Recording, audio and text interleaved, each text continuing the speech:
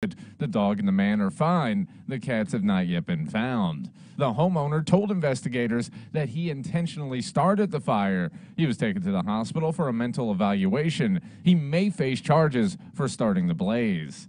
From 101.7 FM and 710 KEEL, I'm Matt Parker. Shreveport police working with the community to stop crime. After a recent string of violence, Shreveport police have been conducting weekly meetings in the community.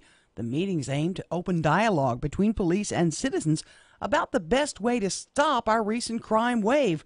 A spokeswoman for the department says the meetings have brought about a lot of good ideas and are strengthening the department's relationship with the public. University Health could have new leadership soon. While nothing's been finalized, a deal for Ochsner to take over University Health is nearly complete. Matthew Block, executive counsel to the governor, says the new deal will provide long-term stability for University Health. The main part of this is not really what you're going to see on October 1. The main part is what are you going to see a year from now, 5 years from now? Because a big part of this from the very beginning is the discussion has been about what is the strategic plan for growth and for additional support and for additional resources to come in with Ochsner's participation in these two hospitals. Senator Greg Tarver says the new deal seals the long-term fate of the LSU Med School here. LSU Med School will be in Shreveport forever. If all goes according to plan, Ochsner will take control of the hospital on October 1st. United Airlines flight from Houston to Louisville, Kentucky had to make an emergency landing here locally at Shreveport Regional Airport. Responders got a call around 11 a.m. Thursday about smoke in the cockpit of the plane when it was about 17 miles from the airport. The plane landed safely a few minutes after the call. No one was hurt. United sent another plane in to pick up those passengers. With the Labor Day weekend being the swan song to summer, travelers hitting the highways in search of a final road trip of the season. AAA's Don Redmond says Louisiana has seen the statewide average price of gas dropping mildly just ahead of the holiday weekend, but it's still higher than we were paying last year. We're a couple of pennies down than maybe a week ago or so, but we're looking at a statewide average of about $2.59 a gallon, about 41 cents a gallon more than we were paying this time last year. But he says compared to the national average, Louisiana is seeing a break at the pump. Grand jury indicts one and orders further investigation into another in a baby's death. A Natchitoches grand jury has indicted Felicia Marie Nicole Smith for first-degree murder in the burning death of a 6-month-old baby. The grand jury, however, did not indict the baby's mother, Hannah Barker. They said they don't have enough evidence to indict the mother yet, but will allow the investigation into her case to continue. The Caddo Sheriff's Office waving the warning flag about a new phone scam that aims to cheat you out of your money. Someone is calling residents posing as a sheriff's deputy, asking for payment to resolve a civil matter before a warrant is issued. The sheriff's office would never call to get payment or personal information. Members of the public have a chance in the nation's capital today to say goodbye to the late Senator John McCain. The Arizona senator will lie in state under the Capitol Rotunda. Tiger fans invading the Dallas area this weekend ahead of the big opener against number 8 Miami in AT&T Stadium just up the road in Arlington. Dallas Convention and Visitors Bureau spokesman Philip Jones recommends grabbing a hotel in Dallas because there aren't many right near the stadium. He says if you do, it's a short drive up to the stadium. Well, the good news is it's only 16 miles, and it's on an interstate highway direct from downtown Dallas to the stadium in Arlington. So it takes about 20-30 minutes depending on traffic. The game kicks off Sunday night, 6:30 p.m. And officials say a pest infestation has forced the folks to close a high school in Tennessee for 3 days. The problem? The school's been invaded by cockroaches, rodents, and snakes. I'm Erin McCarty on 101.7 FM and 710 KEEL.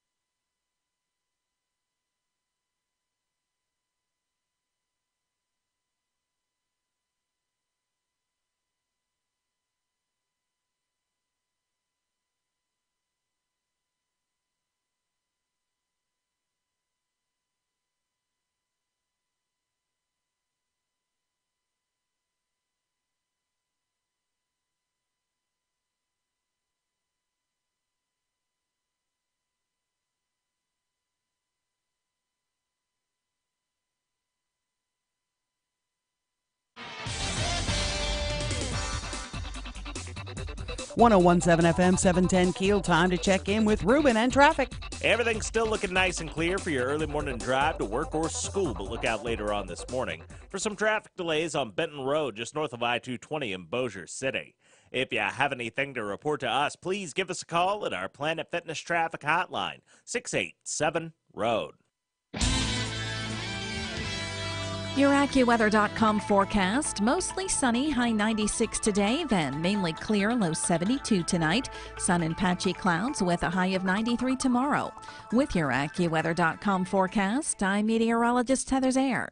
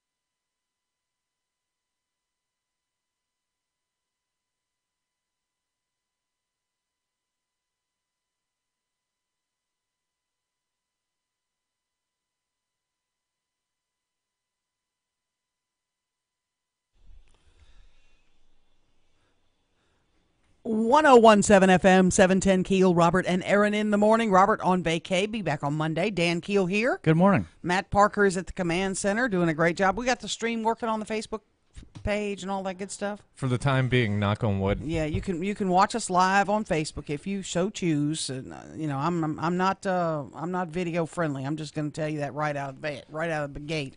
You're but not if you want, friendly, period. I'm a very friendly person. Hush up. I'm Okay. very friendly and But loving. we have faces for radio. Yeah, we absolutely do. By the way, you can text us anytime, good, bad, indifferent questions, whatever you want if you'd like. 318-392-1884. Shreveport Security Systems text line. Can't call it, just got to text it. That's all we get. And we may read them on the air. We got a lot of them yesterday. Oh, yeah. And it's a new word in my life now. Okay? Not the one you used yesterday. No, not that no. one. We do Amen. apologize for that one, by the way. FYI, the dump button didn't work yesterday. Something else, I don't know. I have phone blow upage. Phone blow-upage. Phone blow upage. Is that English? Yeah, it's a new word. It sounds German. For some reason, all this week, I've had phone blow upage about all kinds of things, from the sheriff's mess to the governor's mess to the university health, Ochsner, mold, you name it. But I've also been getting phone blow upage on election stuff. And I know you probably have Oh, too. yeah. This guy's a bad guy. Right after the forums? Yeah. This guy's a bad guy. That guy's a bad guy. I don't She like said this. He said that. They lied, blah, blah, blah. I'm struggling, and I know a lot of stuff. I'm struggling to peel the onions back, the layers of the onion back. Just the facts, ma'am. To get to what's important to me. Right. And I asked you guys this the other day, and I'm still struggling with this. When I go inside that little curtain, and I have to press a button on, what is it, November 6th or whatever the date is, I want to know a few things. And I think your list, remind us of your list. My list started out with trust and competency. Mm-hmm. Mine's going to be, can I believe you're going to do what you say you're going to do? I want to know if you're going to say what you say and it's true. And in addition that you're going to do what you say. Yeah. Is the stuff you're putting out there, and I'm not just talking about mayor, I'm getting phone blow uppage on all the city council races. I mean, if there was a race for dog catcher, I'd be getting it. That's not an elected position, but it sure would be an interesting one. And if you're a candidate, trust me, I'm getting dirt about you. I'm getting dirt about everybody.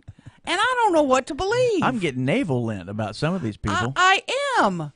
You know, for the women, you don't shave your pits. I'm getting crazy stuff like that. Mm-hmm. It's like, holy moly, stop. And there's one candidate who is shooting herself in the foot and destroying whatever chance that she never had of getting elected to dog catcher. Yeah, there's a lot of this mess going around. And I truly, to my core, believe you run for office because you want to do good. Most people. You're not getting rich. Right. You're not making a ton of money. And the council races, those are not part-time gigs. They are, legally. Yeah. But they're not. And what do they make? Is it $1,500 a month maybe? Maybe not even that. And then the other part of my brain goes, but they get so much benefit from it. They get, when they call, things happen.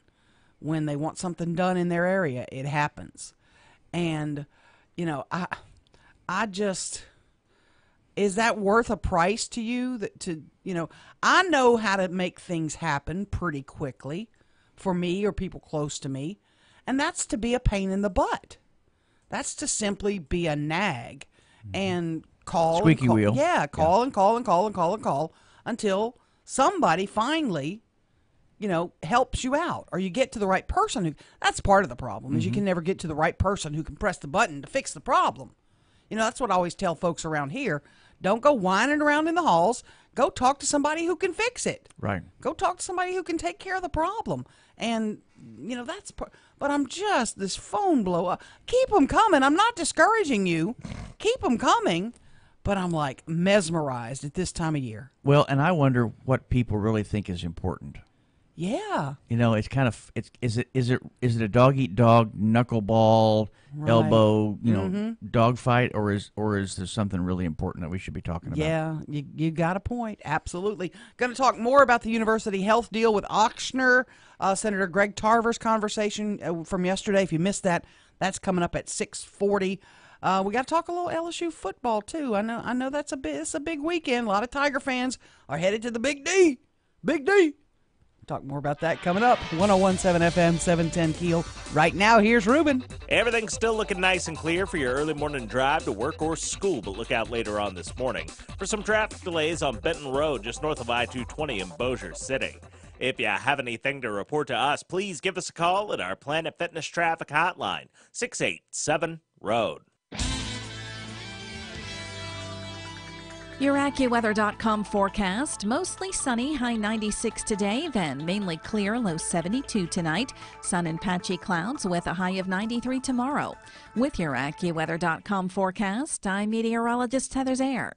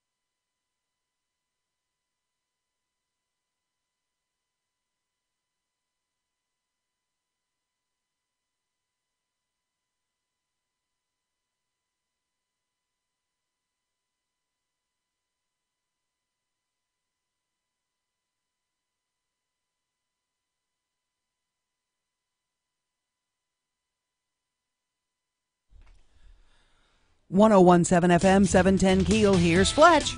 Good morning from the sports desk of 1130 The Tiger. This is Tim Fletcher. Bird opened the 2018 football season with a convincing 35-8 win over Calvary at Lee Hedges Stadium. The Cavs grabbed an early lead on a Cade Hart to Joseph Wilson touchdown toss, but the Jackets responded with 28 straight points for the win. Bird's Charlie Barham ran for 230 yards and 4 touchdowns to fuel the rout. Woodlawn overcame an early deficit to dominate Carroll in a season-opening 39-7 win at Independence Stadium, and Plain Dealing had no trouble with visiting Tensaw, racing to a 36-6 win. In college football, Texas A&M ran through Northwestern State 59-7 in the debut for Jimbo Fisher in Aggieland and Brad Laird as the Demons head coach. Travion Williams had 240 yards on 20 carries and 3 touchdowns for the Aggies, including a 73-yard jaunt to start the scoring. UL Monroe blocked a potential game-tying field goal on the final play of the game to hold off Southeastern 34-31. Tulane lost to Wake Forest in overtime 23-17. In the NFL, final preseason game, Saints shut out the Rams 28-zip. Former Louisiana Tech Bulldog Boston Scott ran for 68 yards and a score. Cam Meredith had 2 catches for 72 yards and a score. Houston handled Dallas 14-6. And in baseball, the Astros and A's both lost, so Houston still leads the AL West by 2.5 games. And the Mudbugs have exhibition games tonight and tomorrow in George's Pond at Hirsch Coliseum. The puck hits the ice at 7-11 tonight against Springfield. From the sports desk of 1130 The Tiger, this is Tim Fletcher.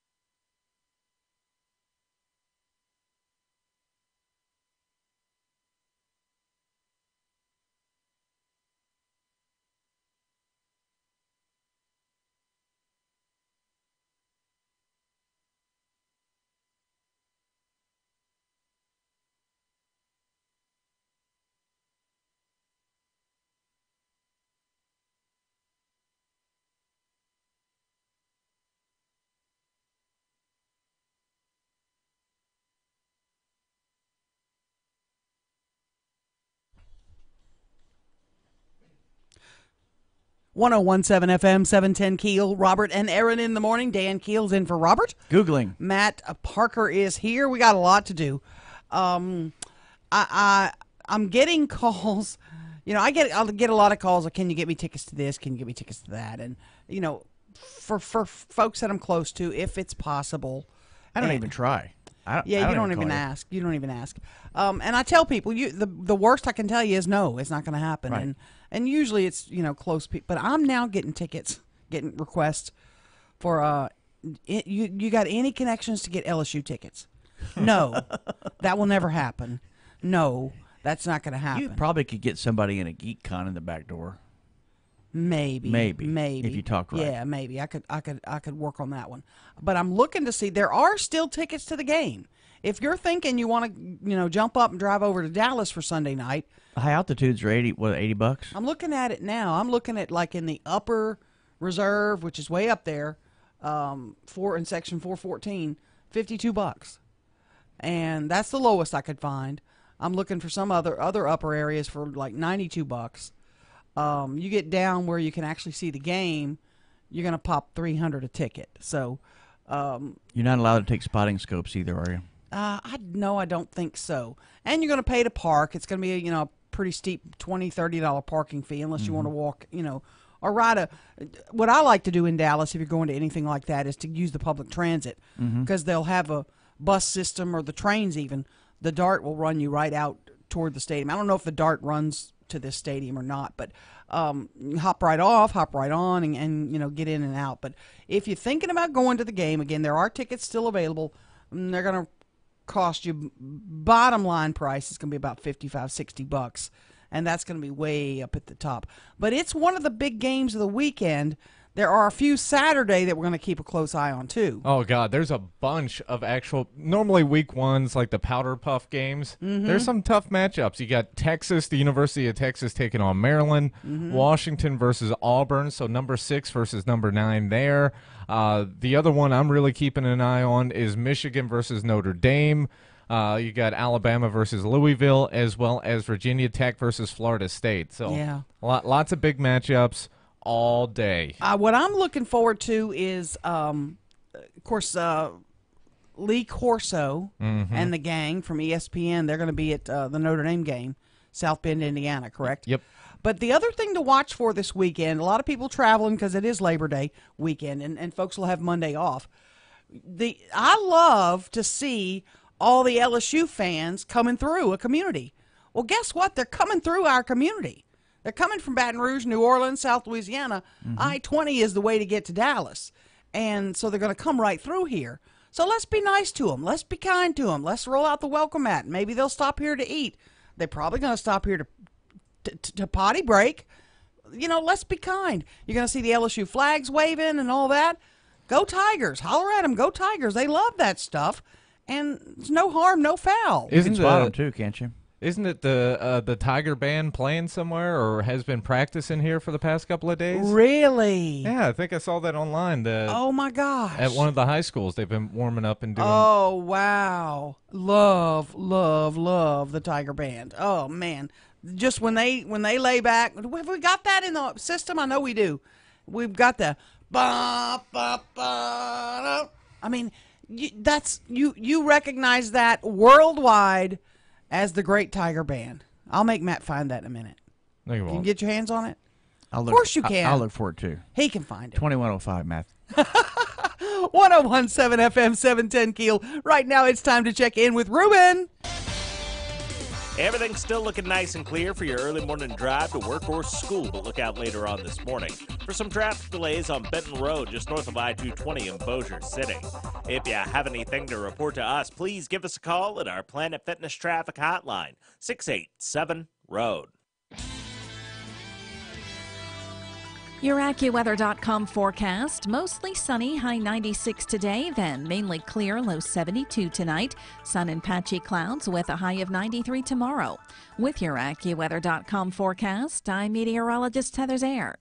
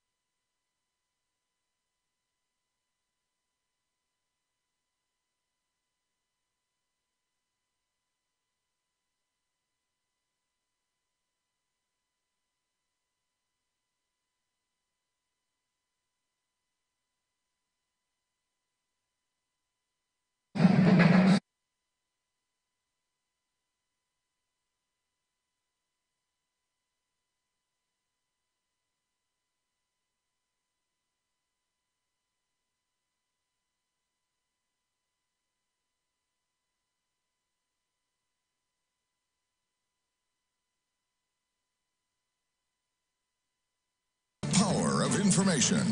KEEL News now. University Health could have new leadership soon. While nothing's been finalized, a deal for Ochsner to take over University Health is nearly complete. Matthew Block, the governor's executive council, says the new deal could be in place by the end of the month. Hopefully by the end of the month, there'll be a transfer from BRF to this new entity, this new partnership that's being created to run the hospital. Senator Greg Tarver says that while nothing is guaranteed, he believes the deal will lead to better service for the community. Nothing is 100%, but yes, I'm confident that nobody will lose their job. That is what the Ochsner said to us yesterday. No one will lose their job.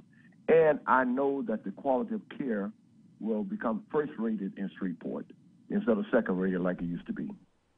Ochsner would get paid $294 million to take over the safety net hospitals in Shreveport and Monroe. Firefighters spent the early morning hours battling a blaze on Murray Street. Crews arrived on the scene around 2 a.m. A man was inside the home with his dog and 2 cats when the fire started. The dog and the man are fine. The cats have not yet been found. The homeowner told investigators he intentionally started the fire. He was taken to the hospital for a mental evaluation. Shreveport police working with the community to stop crime. Matt Parker with the latest. After a recent string of violence, Shreveport police have been conducting weekly meetings in the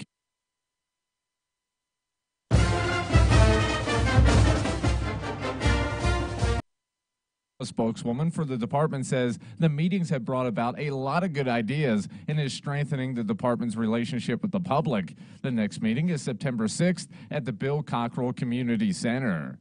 From 101.7 FM and 710 KEEL, I'm Matt Parker. A Natchitoches grand jury has indicted Felicia Marie Nicole Smith for first-degree murder in the burning death of a 6-month-old baby. The jury, however, did not indict the baby's mother, Hannah Barker.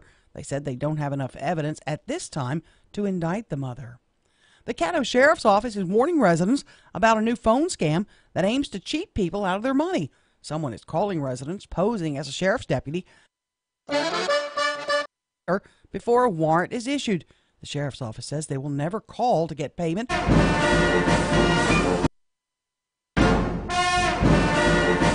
The roads. AAA's Don Redmond says Louisiana has seen the statewide average price of gas dropping just a bit. He says at $2.59 a gallon on average. The statewide price may be higher than last year, but compared to the national average, Louisiana is seeing a break at the pump. Louisiana has, for this entire year, has been in the bottom quarters in terms of gas prices. Some of the best gas prices this whole year could be found in Louisiana. Redmond says it's been 4 years since the last time the statewide average price of a regular gallon of gas exceeded this year's price tag of $2.59. Organizers of Aretha Franklin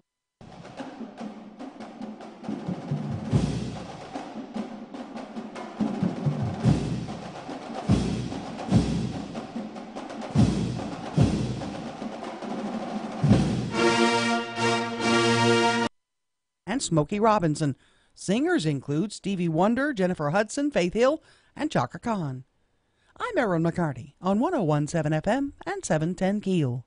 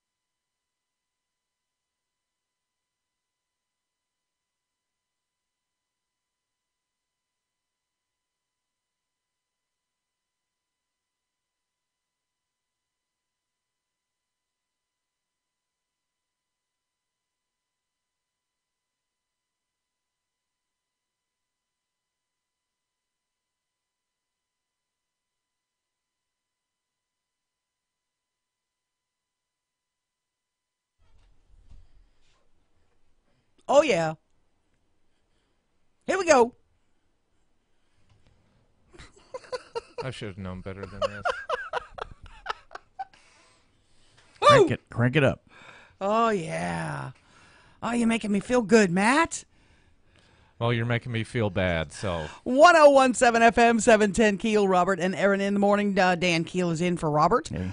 And Matt's here. You said the Tiger Band is here? Yeah, I told you that they're warming up for the big game, and since we're so close to Dallas, they're stopping by here.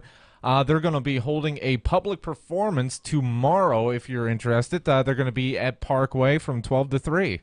It's absolutely free. You can park, come hang out.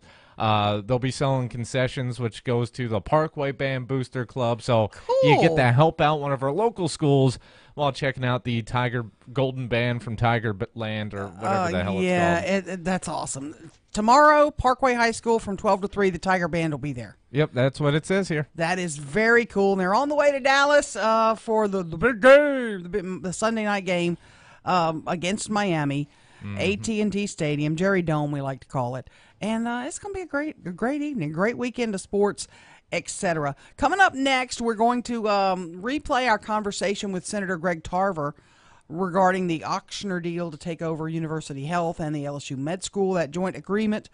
Lots of financial questions. Lots of questions about the history for the worker, the status of the workers, the management team, etc. We'll ask him about those things because there are a lot of people that are worried about what's going to happen with that.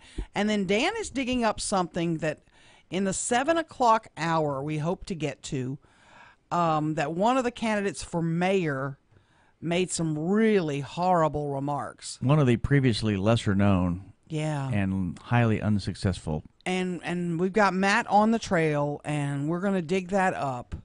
I just can't imagine you would say something like this was said at a public event. There's always a novelty candidate for mayor for some reason or other, and this one's been around before. And I can't imagine even saying this at all, but at such a public event. Matt's digging it up. Hopefully we'll be able to play it for you. If not before 7, we'll hopefully have it in the 7 o'clock hour because he is feverishly working on it as we speak. We're going to turn our attention now at 6:39. Check traffic, and here's our boy Ruben. Everything's still looking nice and clear for your early morning drive to work or school, but look out later. Traffic delays on Benton Road, just north of I-220 in Bossier City. If you have anything to report to us, please give us a call at our Planet Fitness Traffic Hotline, 687-ROAD. Your AccuWeather.com forecast. Mostly sunny, high 96 today, then mainly clear, low 72 tonight. Sun and patchy clouds with a high of 93 tomorrow. With your AccuWeather.com forecast, I'm meteorologist Heather Zaire.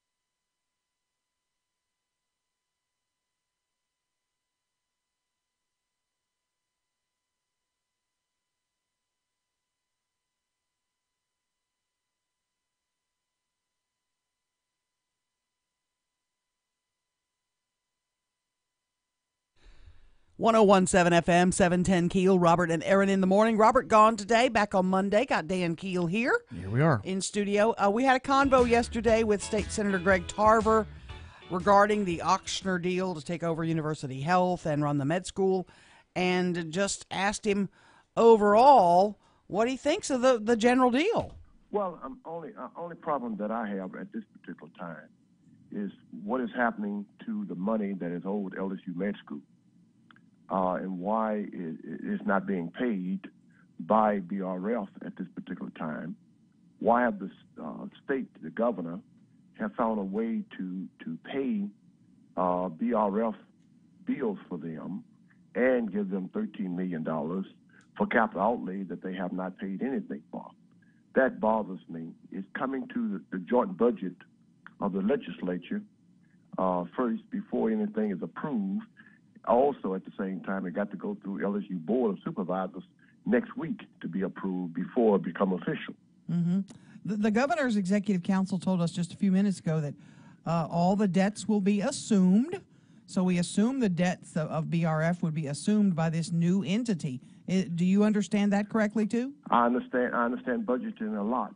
And let me say this to you. Ocean is not going to assume anything until they get the money, and the money is coming indirectly from the state coffin. And the state is really actually paying this.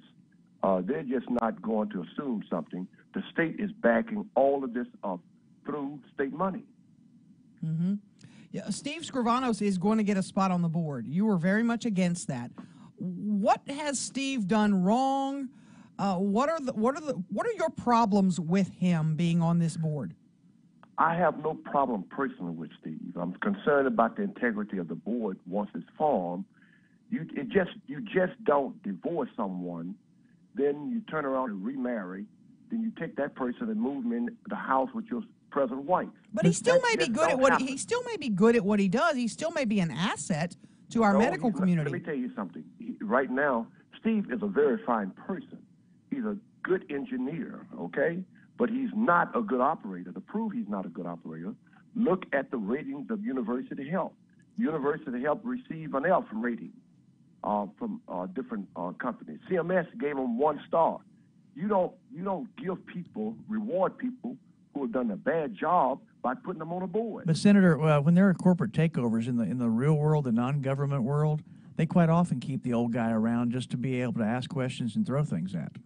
Well, let me say this to you. Number one, in the real world, in the corporate world, the person knows exactly what they're doing in running a company.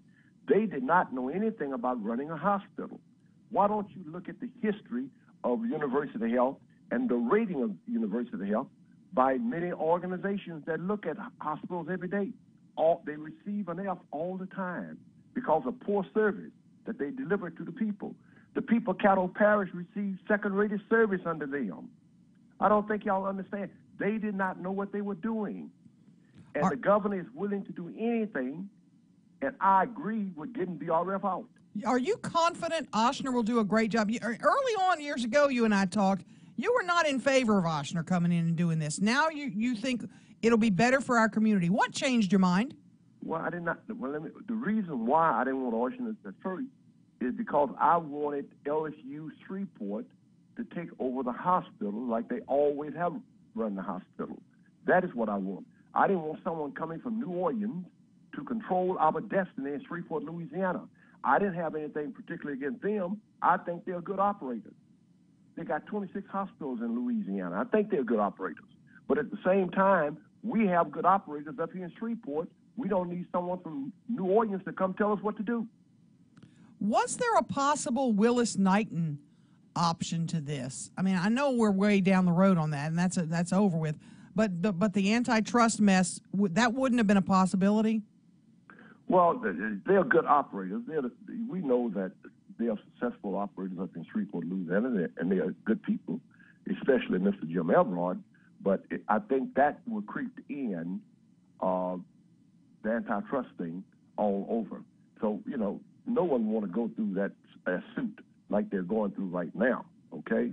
Now, but the problem is we have now is how we're going to structure this situation where LSU will survive.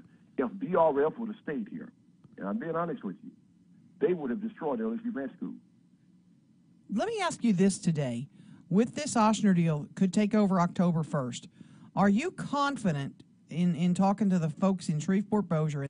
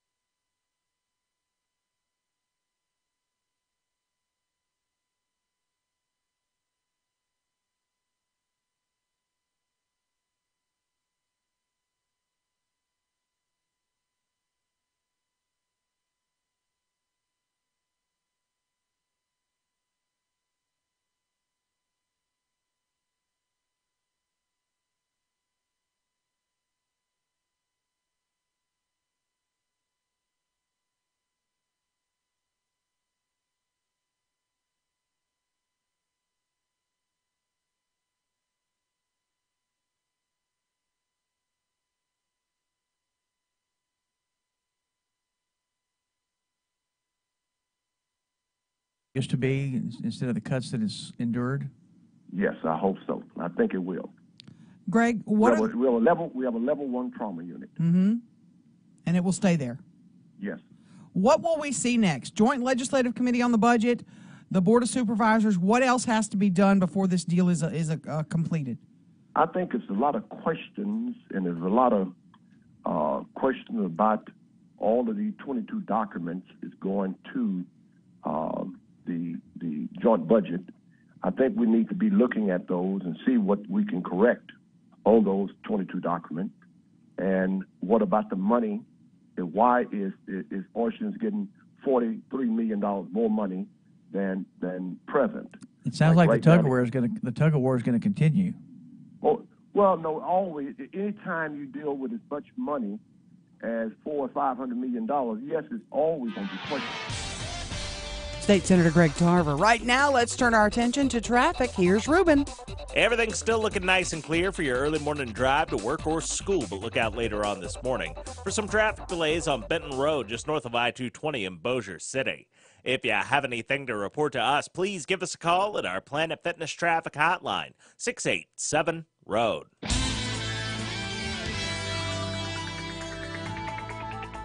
Your AccuWeather.com forecast. Mostly sunny, high 96 today, then mainly clear, low 72 tonight. Sun and patchy clouds with a high of 93 tomorrow.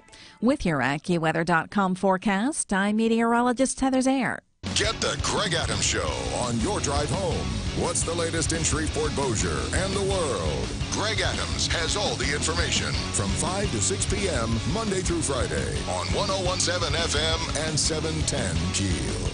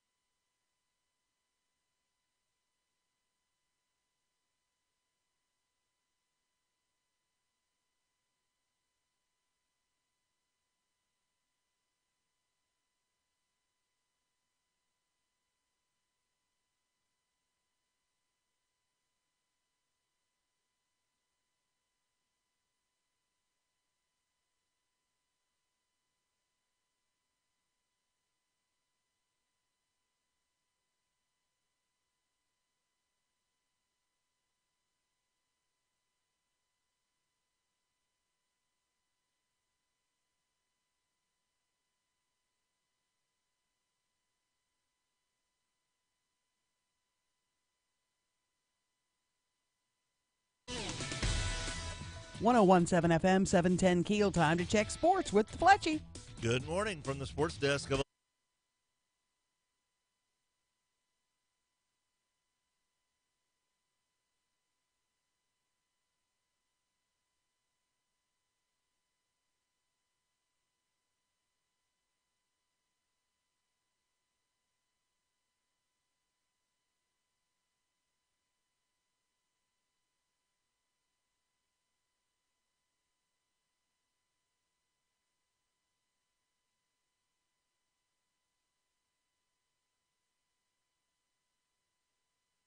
seven in the debut for Jimbo Fisher in Aggie Land and Brad Laird as the Demons head coach. Travion Williams had 240 yards on 20 carries and 3 touchdowns for the Aggies, including a 73-yard jaunt to start the scoring. UL Monroe blocked a potential game-tying field goal on the final play of the game to hold off Southeastern 34-31. Tulane lost to Wake Forest at overtime 23-17. In the NFL, final preseason game, Saints shut out the Rams 28-zip. Former Louisiana Tech Bulldog Boston Scott ran for 68 yards and a score. Cam Meredith had two catches for 72 yards and a score. Houston handled Dallas 14-6. And in baseball, the Astros and A's both lost, so Houston still leads the AL West by 2.5 games. And the Mudbugs have exhibition games tonight and tomorrow in Georges Pond at Hirsch Coliseum. The puck hits the ice at 7-11 tonight against Springfield. From the sports desk of 1130 The Tiger, this is Tim Fletcher.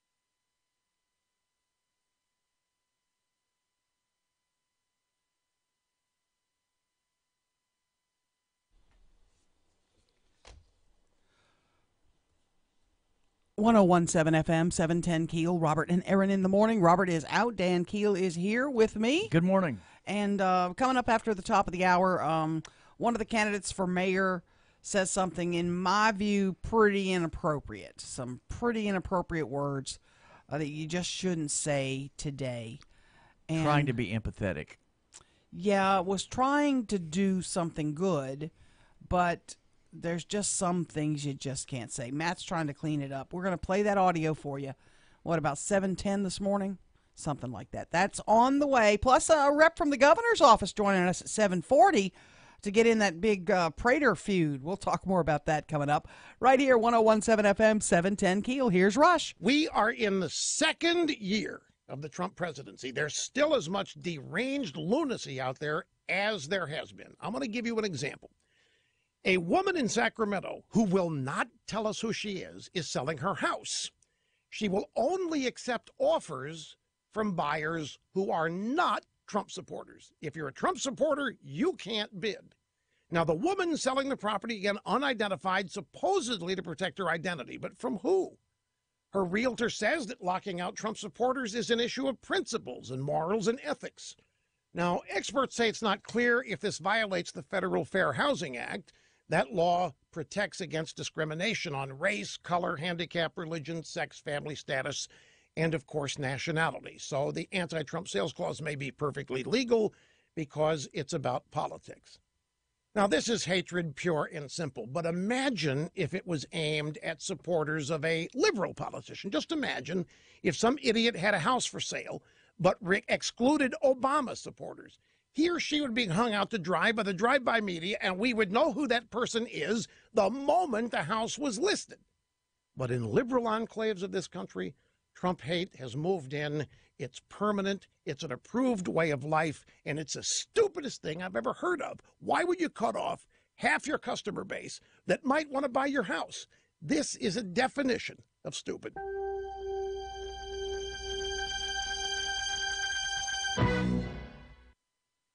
Finding great candidates to hire can be like, well, trying to find a needle in a haystack. Sure, you can post your job to some job board, but then all you can do is hope the right person comes along, which is why you should try ZipRecruiter for free at ziprecruiter.com/free. ZipRecruiter doesn't depend on candidates finding you. It finds them for you. Its powerful technology identifies people with the right experience and actively invites them to apply to your job. So while other companies might deliver a lot of hay, ZipRecruiter finds you what you're looking for. The needle in the haystack. 80% of employers who post a job on ZipRecruiter get a quality candidate through the site within the first day. It's the smartest way to hire. And right now, you can try ZipRecruiter for free. That's right, free. Just go to this exclusive web address, ziprecruiter.com/free. That's ziprecruiter.com/free. ZipRecruiter.com/free. Start things off looking nice and clear for your early morning drive to work or school, but look out later on this morning for some traffic delays on Uri Drive near Southfield Road. If you have anything to report to us, please give us a call at our Planet Fitness traffic hotline at 687-ROAD. Sunshine today. We should see a cloud or two move through in the afternoon hours. Our high temp close to about 95 degrees this afternoon. But again, a pop-up shower in the afternoon hours is not out of the question. And trending talk. This is 101.7 FM and 710 KEEL. KEEL, Shreveport.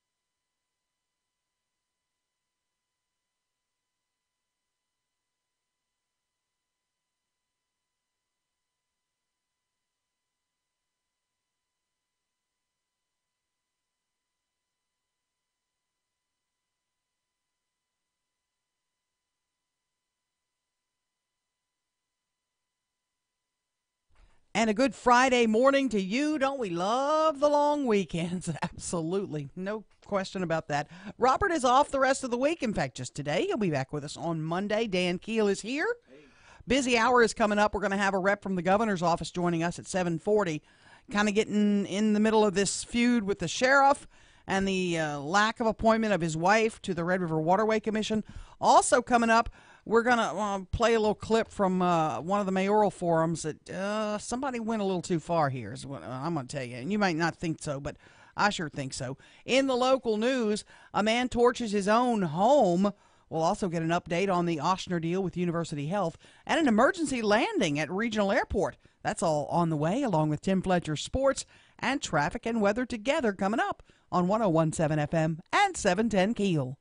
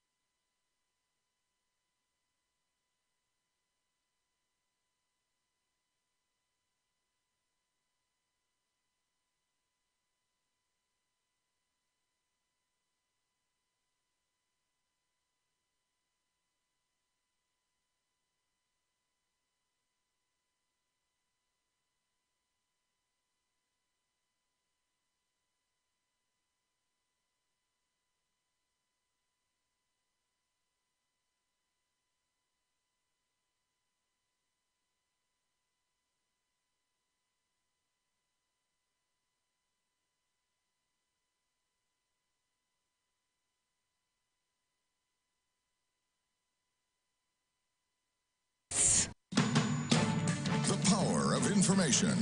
KEEL News now. A United Airlines flight had to make an emergency landing at Shreveport Regional Airport. It was a flight from Houston to Louisville. There was a call about smoke in the cockpit of the plane while it was about 17 miles from the airport. The plane landed safely a few minutes after the call. No one was hurt. United sent another plane in to take the 47 people on to their destination. Firefighters spent the early morning hours battling a blaze on Murray Street. Crews arrived on the scene about 2 o'clock this morning.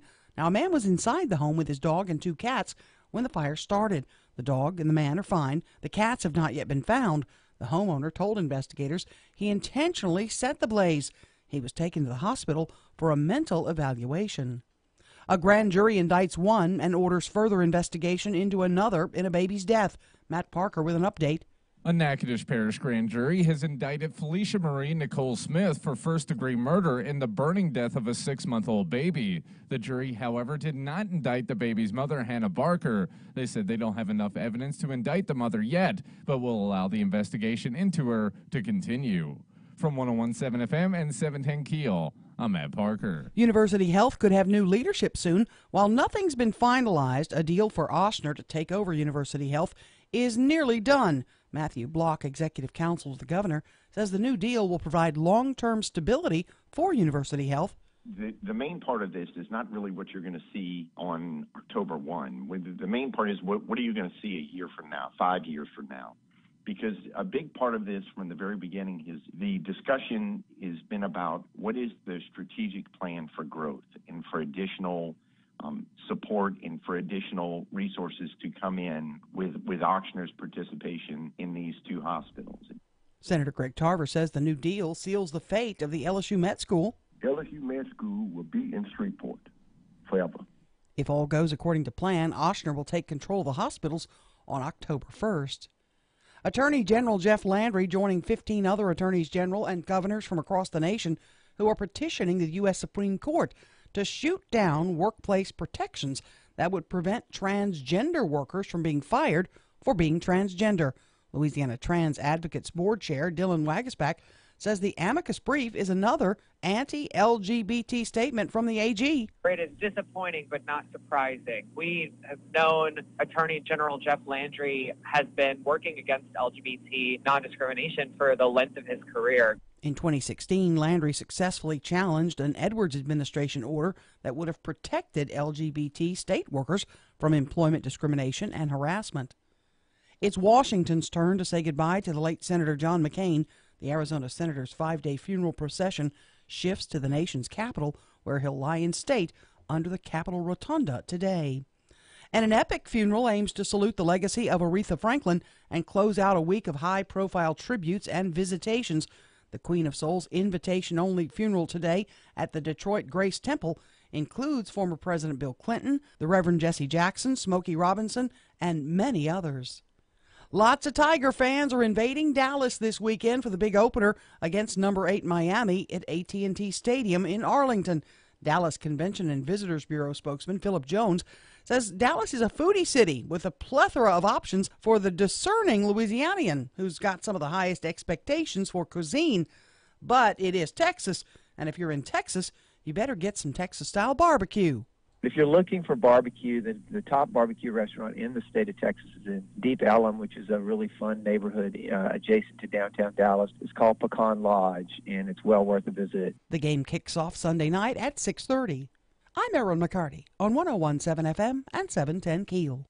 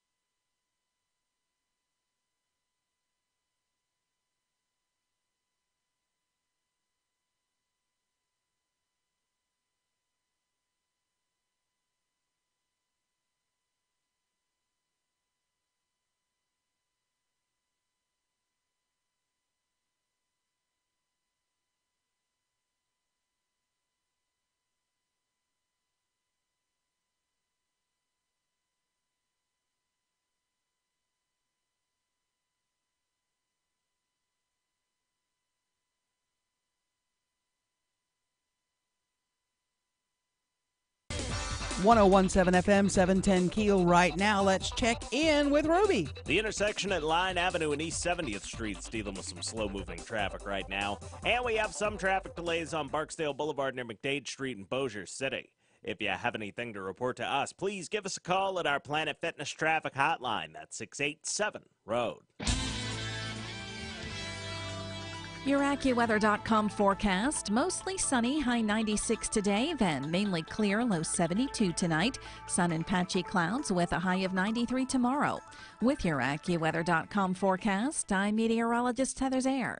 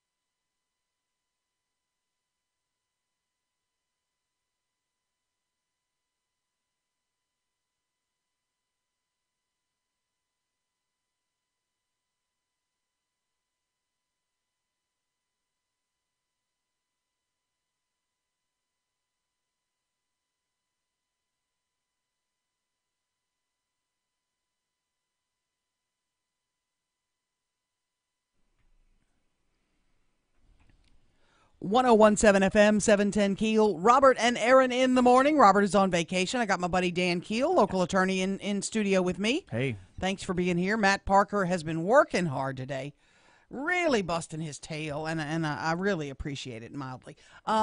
Thank you so much. Forum at Southern University Shreveport last night, a mayoral forum. These folks, they're probably tired of each other by now. I mean, they're just making the candidates? Yeah, the chicken and biscuit circuit all over town. We may be getting tired of them, too. Yeah, but last night, this happens in a campaign. Somebody says something that they probably wish they hadn't said. Oh, I don't know about that part. You think? I don't know. So I watched the race 4 years ago. Yeah. And Anna Marie Arpino comes up and talks about her experience in the construction business and her experience in life, and she basically is doing a replay this time. But at Southern University last night, she was talking about school in D.C. or someplace with all these diplomats' children and what a wide variety of people that she knew. I think she was trying to ingratiate herself to the crowd, perhaps, and say, I am inclusive and I'm sensitive to other people's needs. But then she goes on and starts saying an anecdote, a story between her and her mother. Listen to this closely. Learn to be able to get along and to deal and to understand. And then I came back to Shreveport, Louisiana, went to a school here, the upper level, came back to my mother and said, what's wrong with these people? I have 2 Negroes, which is what they were called then, and 1 Asian, and my whole school's upside down. What do you bring me to?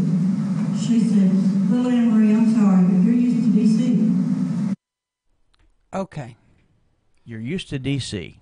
You're used to D.C. But there were 2 Negroes and an Asian in the whole school is what she said.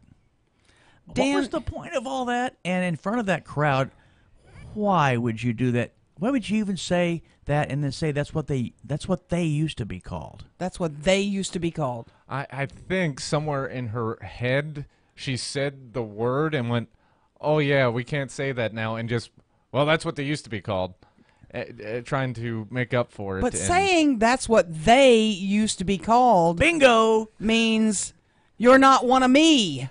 You're not me. You're different. You're a they. Nobody said it was smart. It was definitely not a smart thing to say. That's what they used to be called. You're in the room with they. You're at Southern University, for crying out loud. I'm so opposed to us and them, but when you're in a place where people are sensitive to being called names and you use even the used to be called N-word, I mean, she could only have gone one notch further with stupidity on that comment. Yeah. And she may be well-intentioned. I mean, she may have great plans. She's down in the basement of electability anyway. Right. And I don't really know why the people who are, have no snowball's chance in hell of getting elected even run. But we had that white guy 4 years ago, Jim something or other, who came out and just said stupid stuff. Have we not moved past that? It's 2018. Part of my brain, Dan, is so suspicious of some things that I'm like, is something like this done to purposely get attention? I have no idea what her motivation is for running, let alone saying that. It seemed to me, because it was hard to listen to because the audio, was from a phone in an echoey conference room. Right. It grates on my last nerve in my toe. Can you imagine if you were in that room? To hear a they and you're black and you're in that room because you care about politics enough. And a lot of the people in that room were young up and coming people. You bet. Who I see possibly taking over the leadership of our city in the very near future. These are the people who are going to run things. These are the folks going to be in charge. We got to stop this they and us, and we're one community. Yes, we're a heavily African-American community. We have to all work together to make this a better place. We're all Shreveportians. We have to embrace each other. Proportions. Oh, man, what a knucklehead thing to say. Stupid and knuckleheaded. Oh, man, I don't even know what to say. I'm almost speechless, and that takes a lot. Well, I'm sorry. Well, I was just going to say she's not the only mayoral candidate that has said something very stupid here recently, which is shocking. Just don't use racial terms like to describe things or people. Or any kind of bigoted terms. Don't use them anywhere. At the Pace Forum, I don't have all the details and don't have the audio, but at the Pace Forum, she was criticized thereafter for comments that she made there about transsexuals. Those kind of words, you shouldn't be thinking them, A. B, they should never come out of your mouth. I mean, I think they escorted Anna Marie out. Did they really? That's what I heard. Wow. Probably for her own comfort. You got a point. Absolutely. Coming up at 7:40, the governor's communications director, Shauna Sanford, joins us. She's going to try to explain why the governor would not appoint Carolyn Prater, the sheriff's wife, to the Red River Waterway Commission. We have some pretty tough questions we got to ask about that. I really would like to ask these of John Bell Edwards. Yeah, I think we might be on his blacklist for a minute. I don't know. We shall see. That's all coming up this hour. Right here, 101.7 FM, 710 Keel. Right now, Ruben's out and about. The intersection at Line Avenue and East 70th Street's dealing with some slow-moving traffic right now. And we have some traffic delays on Barksdale Boulevard near McDade Street in Bossier City. If you have anything to report to us, please give us a call at our Planet Fitness traffic hotline. That's 687-ROAD. Your AccuWeather.com forecast. Mostly sunny, high 96 today, then mainly clear, low 72 tonight. Sun and patchy clouds with a high of 93 tomorrow. With your AccuWeather.com forecast, I'm meteorologist Heather Zayer.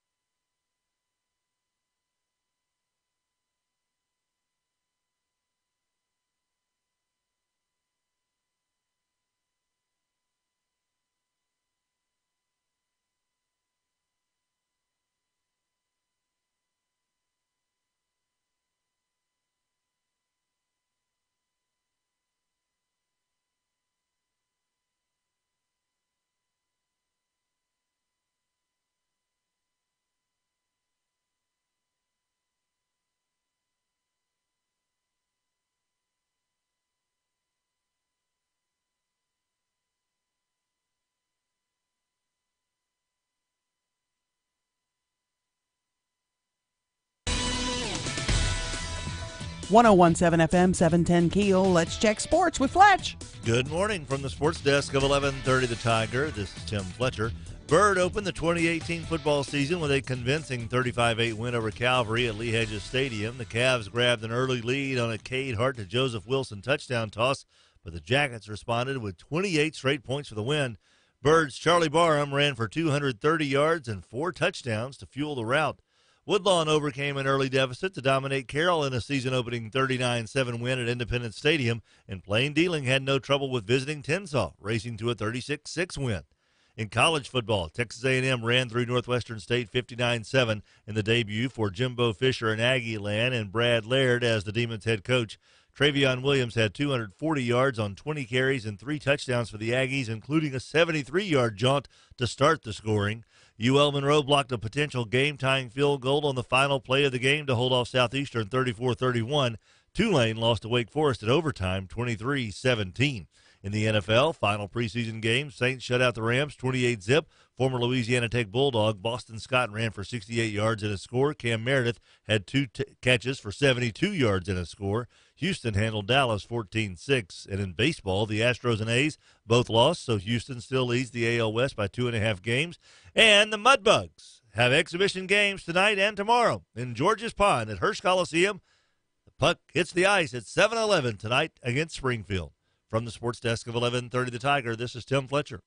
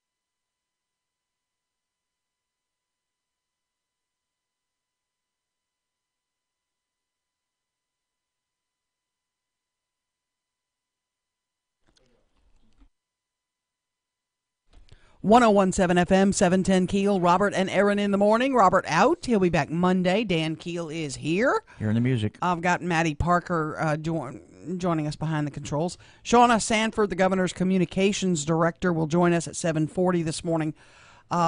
She has a different opinion about the appointment of the non-appointment of Carolyn Prater, the sheriff's wife, to the Red River Waterway Commission. We'll have that coming up at 7:40. Right now, I want to give you an update on the Shreveport Police Headquarters building. Where's that? Crickets. More crickets. Nobody's saying a thing. They're being quiet. They're Did not you call it saying yesterday Moldgate? I did call it Moldgate. and now I'm I hear PRRs being floated about. Public records requests. Yeah. That's what I think is probably going to happen That's next. going to end up having to happen, and I hate doing that, but I ain't ashamed. You asked nicely. I asked nicely, but I'm going down there today. I'm going in the building with a camera. I'm going to video some stuff. I'm going to get somebody to show me around. You probably ought to go to one of the big box home improvement stores and get you one of those little mold kits and a I'm taking some Q-tips. I'm taking some Q-tips. Yeah.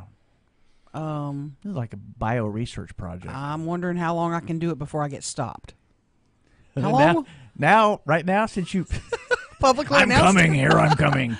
I'll be in a blue car with a red light on top of it. How long before I go down there and with my camera and my Q-tips and start swabbing stuff? And I own the building, right? It's my building, correct? It's a public building. It's a public building. How much of it you own? I don't think you'd want to. Why can't I go in a public building with a camera and Q-tips? You can go in a public building with a camera and Q-tips, and you can clean your ears to your heart's content. I'm bringing Q-tips and a camera. What's the law that keeps me from going in there? I told you to go in the men's room, and well, I understand don't know what that. keeps you out of there, but they're I understand that. As long as you're not cross-dressing. Text me right now on the Shreveport Security Systems text line. 318-392-1884. If you know what area of the building I should go visit today. Because I'm going down there. Would you like pictures sent to your email address? Send me some pictures to the email. You can send pictures on the text line, I believe. But tell me what area I should go clean the wax out of my ears on. What area should I bring the Q-tips to? Because my ears are stopped up. And your up. Petri dish, your agar. Yeah. That's all I want to know. Just answer me. Just if you're the police chief or somebody in charge, just say, look, just like Dan said, we care about the safety and health of our employees. We've inspected it. We've had it sent off to the state laboratories, and it's on benign. This. And we're on this. We're on this. We are investigating. To ignore somebody who asks you questions sends a red flag up, like major red flag, and you gotta know I'm not gonna let go. You would think that because of just that memo, that the unofficial, somewhat humorous memo, just on that alone, wouldn't you think there would be a contingency plan for what if it's the bad black mold? Of course there have to be. What are we going to do if? I live my life this way. Hope for the best, prepare for the worst. And you got to run a government like that, too. You hope for the best, always be prepared for the worst. I'm just saying, got to go. I'm going to go get me some long Q-tips, too. I'm not getting little shorties. You may need a stepladder, too. Oh. Some of it's by the vents on the ceiling. Okay. Stepladder. I might get stopped if I towed a stepladder in there. I bet if you asked real nicely, you could find a handsome, tall police officer and say, would you mind reaching up there and swabbing that for me? Yeah. Okay. How long before I get kicked out? We taking bets? No. Well, they might let me. But you do get to make one phone call, and you have my number. I need to write that number down on my hand because they take your phone. Yeah. I need to have some numbers written down. You got to be careful taking a phone in the police department. Yeah, exactly. I'll Sharpie some phone numbers on my arm so it looks like there tattoos. And your blood type on your neck. 1017 FM 710 Keel. Here is Ruben. The intersection at Line Avenue and East 70th Street's dealing with some slow-moving traffic right now. And we have some traffic delays on Barksdale Boulevard near McDade Street in Bossier City. If you have anything to report to us, please give us a call at our Planet Fitness traffic hotline. That's 687-ROAD. Your AccuWeather.com forecast. Mostly sunny, high 96 today, then mainly clear, low 72 tonight. Sun and patchy clouds with a high of 93 tomorrow. With your AccuWeather.com forecast, I'm meteorologist Heather Zayer.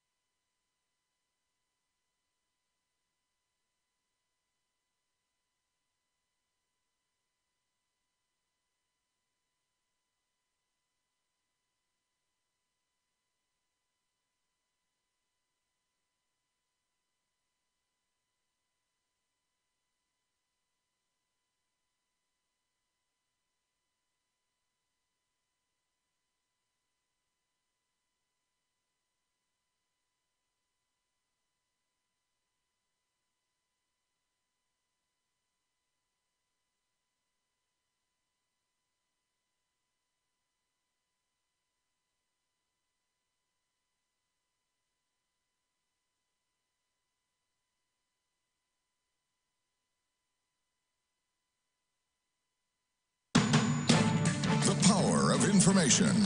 KEEL News now. University Health could have new leadership soon. While nothing's been finalized, a deal for Ochsner to take over University Health is nearly complete.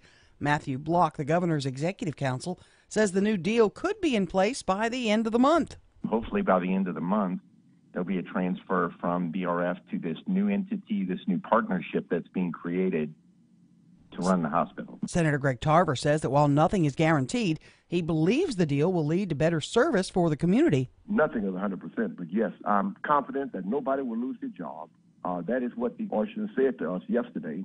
No one will lose their job. And I know that the quality of care will become first-rated in Shreveport instead of second-rated like it used to be. Ochsner would get paid $294 million to take over the safety net hospitals in Shreveport and Monroe. Firefighters spent the early morning hours battling a blaze on Murray Street. Crews arrived on the scene around 2 a.m. A man was inside the home with his dog and 2 cats when the fire started. The dog and the man are fine. The cats have not yet been found. The homeowner told investigators he intentionally started the fire. He was taken to the hospital for a mental evaluation. Shreveport police working with the community to stop crime. Matt Parker with the latest. After a recent string of violence, Shreveport police have been conducting weekly meetings in the community. The meetings aim to open dialogue between police and citizens about the best way to stop the city's recent crime problems. A spokeswoman for the department says the meetings have brought about a lot of good ideas and is strengthening the department's relationship with the public. The next meeting is September 6th at the Bill Cockrell Community Center. From 101.7 FM and 710 KEEL, I'm Matt Parker. A Natchitoches grand jury has indicted Felicia Marie Nicole Smith for first-degree murder in the burning death of a 6-month-old baby. The jury, however, did not indict the baby's mother, Hannah Barker. They said they don't have enough evidence at this time to indict the mother. The Caddo Sheriff's Office is warning residents about a new phone scam that aims to cheat people out of their money. Someone is calling residents posing as a sheriff's deputy, asking for payment to resolve a civil matter before a warrant is issued. The sheriff's office says they will never call to get payment or personal information. Labor Day weekend is kicking off. Lots of folks will be hitting the roads. AAA's Don Redmond says Louisiana has seen the statewide average price of gas dropping just a bit. He says at $2.59 a gallon on average, the statewide price may be higher than last year, but compared to the national average, Louisiana is seeing a break at the pump. Louisiana has, for this entire year, has been in the bottom quarters in terms of gas prices. Some of the best gas prices this whole year could be found in Louisiana. Redmond says it's been 4 years since the last time the statewide average price of a regular gallon of gas exceeded this year's price tag of $2.59. Organizers of Aretha Franklin's funeral insist it will be a spirit-filled service and not a show. Yet there's no denying the star power attending the Queen of Soul's final send-off. The speakers at Friday's invitation-only funeral at Detroit's Temple include former President Bill Clinton, the Reverend Jesse Jackson, and Smokey Robinson. Singers include Stevie Wonder, Jennifer Hudson, Faith Hill, and Chaka Khan. I'm Erin McCarty on 101.7 FM and 710 KEEL.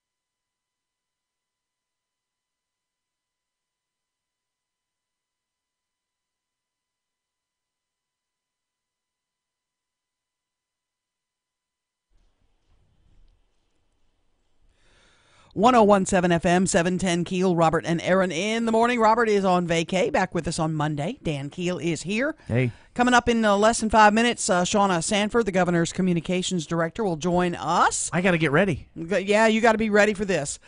Just past, let me remind you, too, by the way, just past 8 o'clock this morning, State Representative Cedric Glover will join us in studio because he has kind of a different take on this Auctioner deal to take over University Health and the LSU Med School.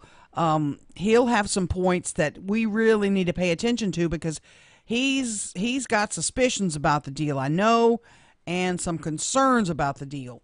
So he'll be in studio with us, and I'm looking forward to that as well. The text line is blowing up right now. I'm getting great photos of SPD headquarters. If you'd like to send me pictures or ideas on where I should go today when I go visit the Shreveport headquarters. Well, there are people who will tell you where to go. Yeah, it is 318-392-1884. You can text us photos if you'd like. You can text me places I need to go visit inside the Shreveport Police headquarters. And take my my what do you Swizzle call them? sticks. Yeah, Q-tips. Q-tips to test it. That I'm hoping to get down there and do that today. I wonder how before I kicked out. You know, am I going to get kicked out or not? I don't know. It's a public building. They could always tell you to cool your heels in the chief's office because that's the only place that you could. Oh, that was cold. Double one. 101.7 FM, 710 KEEL. It is 7:39 right now. Time to take a look at traffic. Here's Ruben.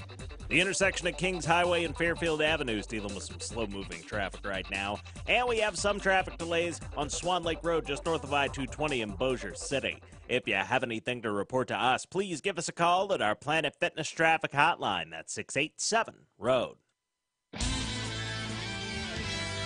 Your AccuWeather.com forecast. Hot with sun and a high of 96 today, then mainly clear, low 72 tonight.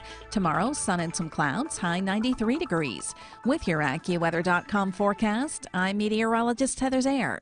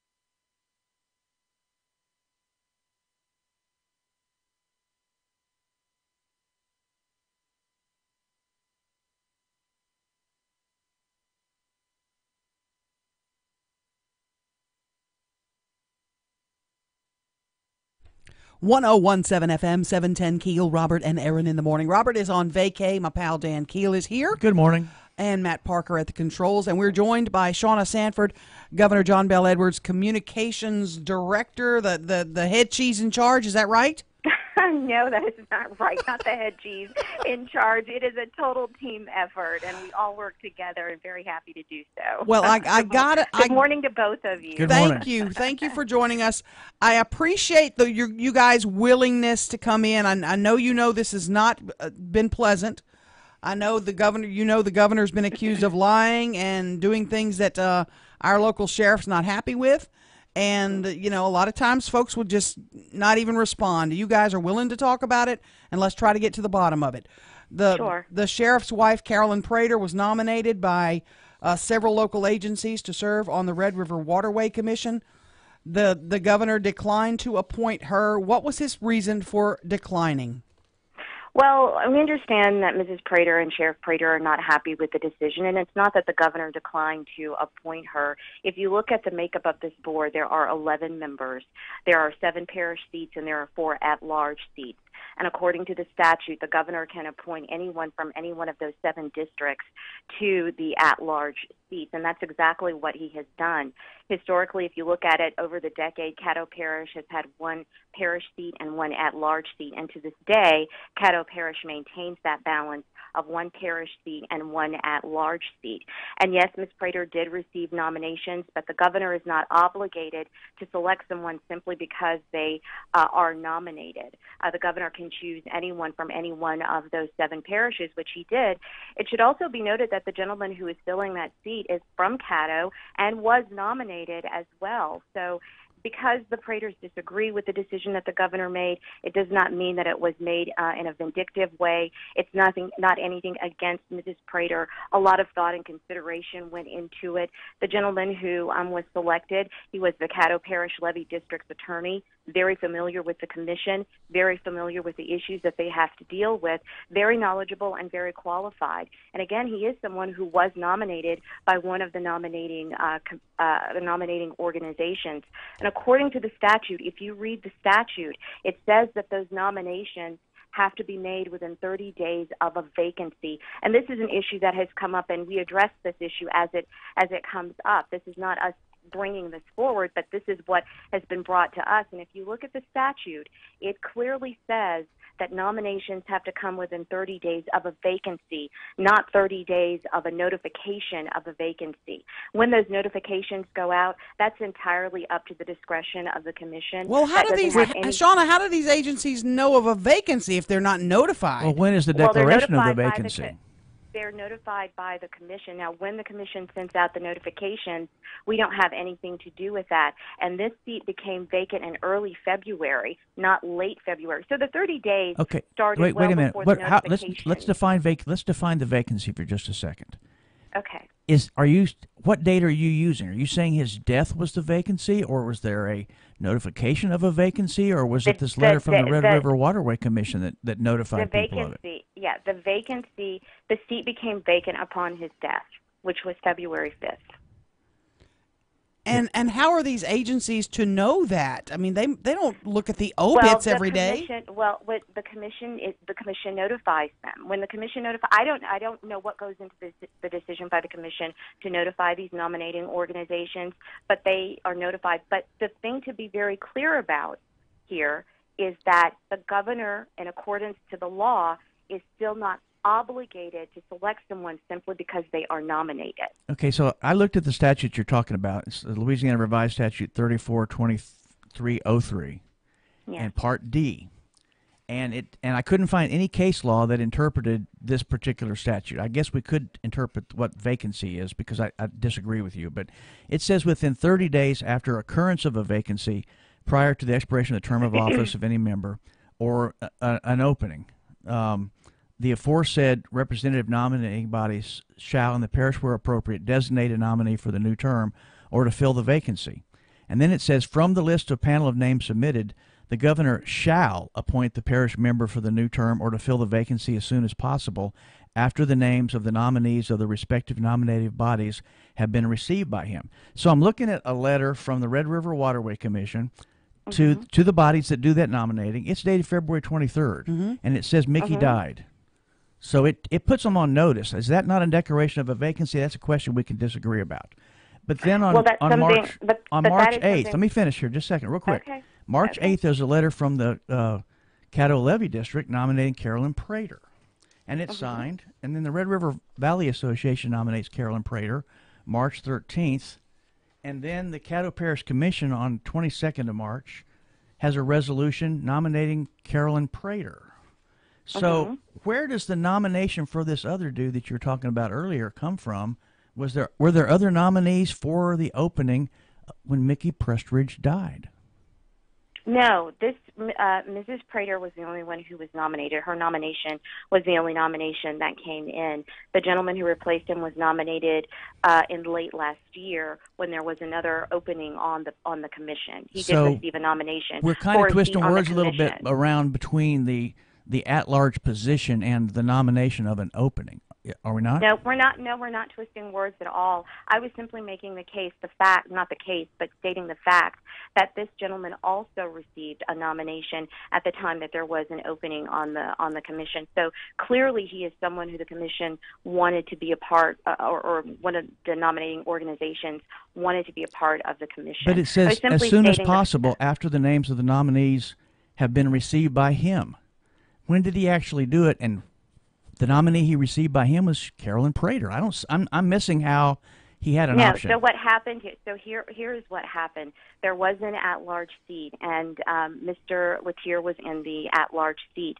The governor then, when upon the death of Mr. Prestridge, after that seat became vacant, and the governor gave careful consideration and thought about who should fill that seat. The governor moved Mr. Latier to that vacant seat, and that at-large seat became open again, and the governor filled that position with a gentleman from Rapides Parish, which that seat had been held by someone from Rapides Parish for over a decade. There is still the balance of the Caddo Parish having representation in the at-large seat and Caddo Parish having representation in the parish seat. Shauna Sanford, Governor's Communications Director, I take issue with that because we have Roy Burrell, Ron Latier from Caddo Parish, and we have David Jones from Bossier Parish, and we had Mickey Prestridge. We had 4 representatives. Now we have 3. Caddo Parish alone funds 40% of the Red River Waterway Commission. We are not represented equally with regard to that. Let me be very clear about what the statute says, because for a very brief time there were 3 members from Caddo, but if you go back and you look at historically, Caddo Parish for over a decade has had 1 parish seat and 1 at-large seat. And that property tax, what you're talking about there, that is based on legislation, and that is legislation that's a statute that was approved by legislators, and it was also approved by the commission. And so to be very clear, the statute does not say that certain parishes have to have certain numbers of representatives on that commission. If, in fact, that is something that they want, then that is something that would have to be changed legislatively. It says 1 member from each of the 7 parishes, right? That's right. And 4 members at large. From each of the 7 parishes, and 4 at-large members. And the governor has the authority to select someone from any one of those 7 parishes to sit on those at-large seats. Shauna Sanford, let me go here one more time. The only notification Carolyn Prater got that she was not appointed was, and I'm quoting now, was when Senator Tarver called me, Sheriff Prater, and said the governor was mad because I disagreed about justice reinvestment. So he wasn't going to appoint her, period, only reason. The governor told Senator Greg Tarver that.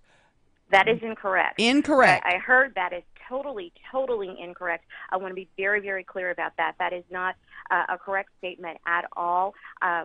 We spoke to the governor about this, and he made it very clear that that is not the exchange that happened between the 2 of them. They had a very wide-ranging conversation when Senator Tarver brought up this whole issue of Sheriff Prater opposing criminal justice reform and wanting to know if that would prevent or had anything to do with preventing Carolyn Prater from taking that position. The governor made it very clear that one didn't have anything to do with the other. Did the governor make it very clear that Carolyn Prater was not accepted as a nomination? Did he communicate with her at all as her rejection or her reshuffling or whatever you want to call it? It wasn't a rejection, and I don't. It's not. It wouldn't be. Did the correct to governor call it communicate with Ms. Prater? rejection. That's my question.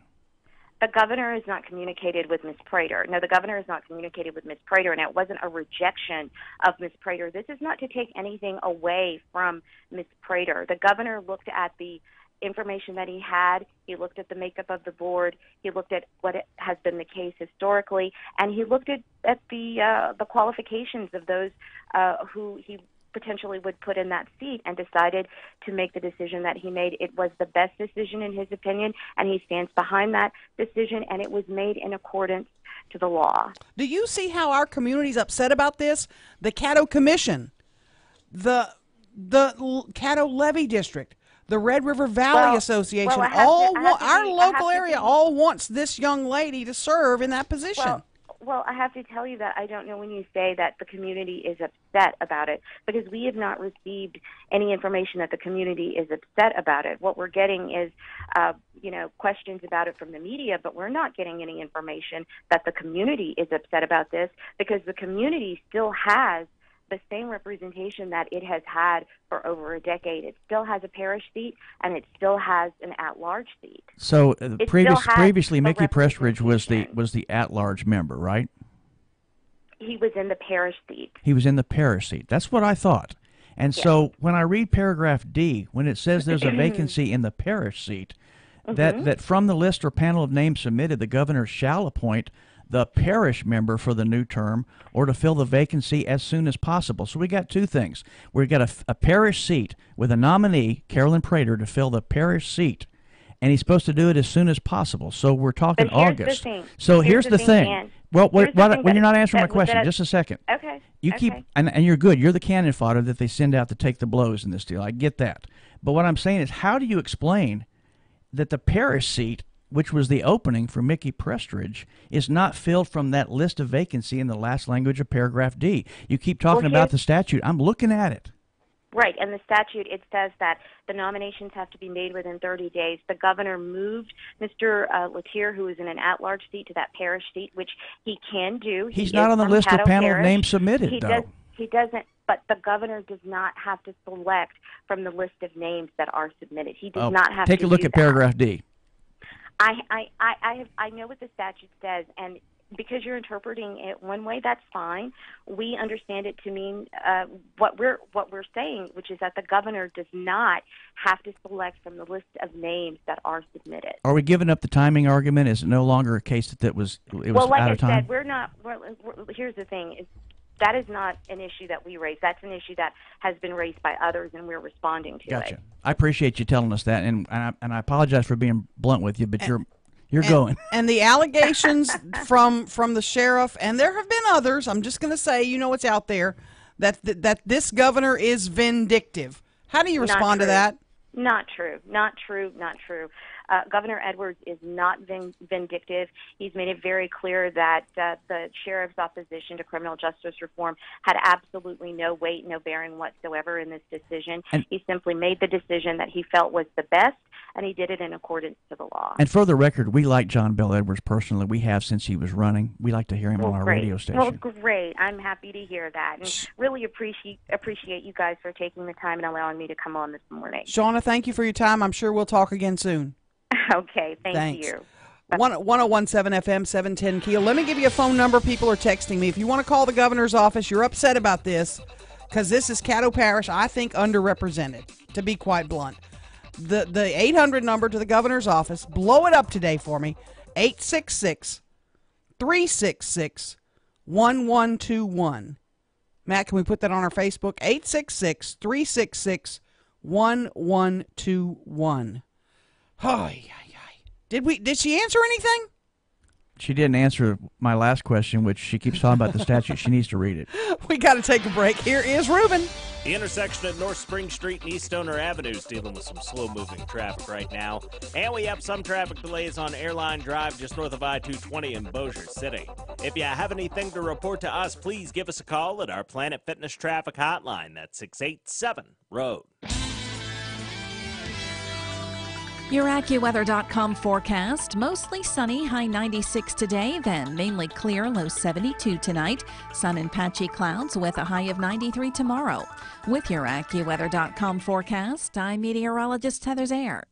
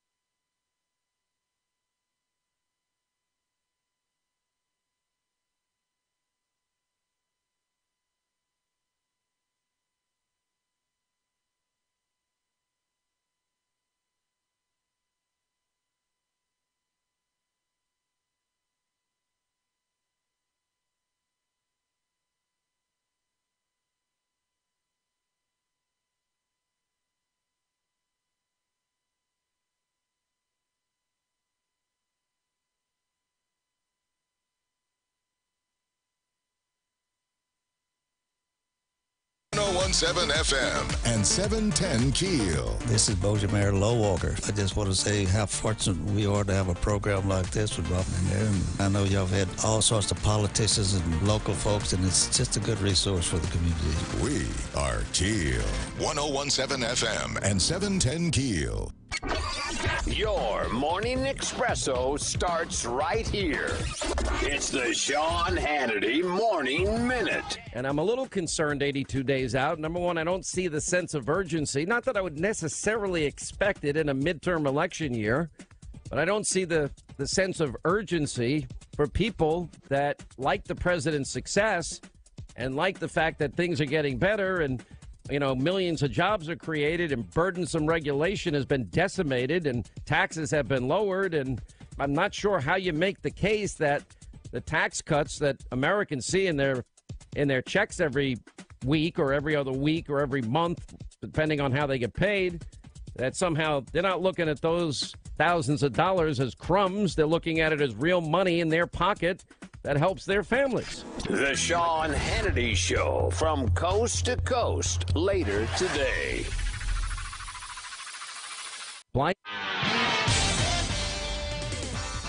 1017 FM, 710 KEEL. Here's Ruben. The intersection of Kings Highway and Fairfield Avenue is dealing with some slow-moving traffic right now. And we have some traffic delays on Swan Lake Road just north of I-220 in Bossier City. If you have anything to report to us, please give us a call at our Planet Fitness Traffic Hotline. That's 687-ROAD.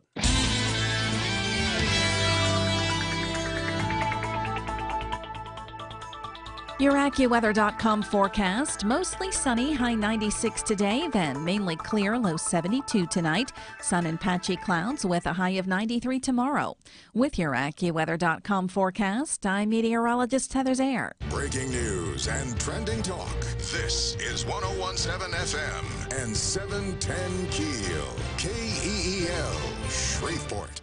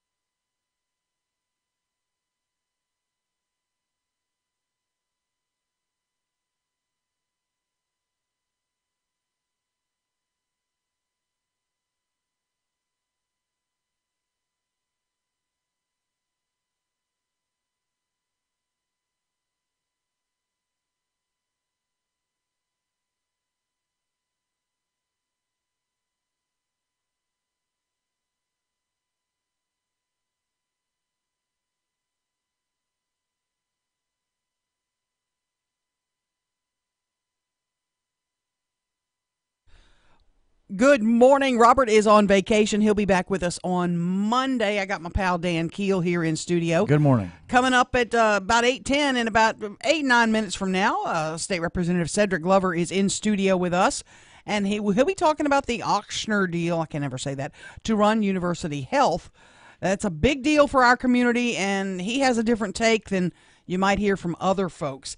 Coming up in the local news, we'll talk more about fighting crime in Shreveport. And a United Airlines flight has to make an emergency landing at the local airport. And will you be doing some traveling over the Labor Day weekend? Perhaps maybe a trip to Dallas wearing purple and gold. We'll talk more about that, too. Plus, Fletcher's got sports and traffic and weather on the way right here on 101.7 FM and 710 KEEL.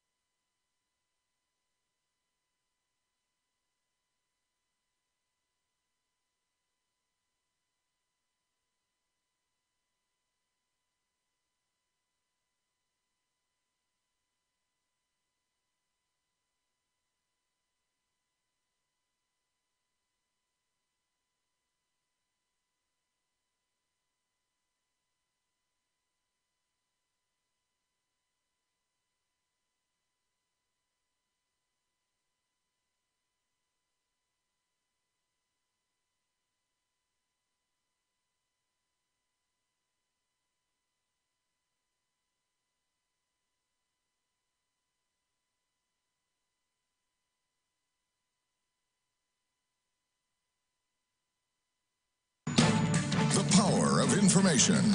KEEL News now. A man allegedly torches his own home. Matt Parker with that. Firefighters spent the early morning hours battling a fire in the 2000 block of Murray Street. Crews arrived on the scene around 2 a.m. this morning. A man was inside the home with his dog and 2 cats when the fire started. The dog and the man are fine. The cats have not yet been found. The homeowner told investigators that he intentionally started the fire. He was taken to the hospital for a mental evaluation. He may face charges for starting the blaze.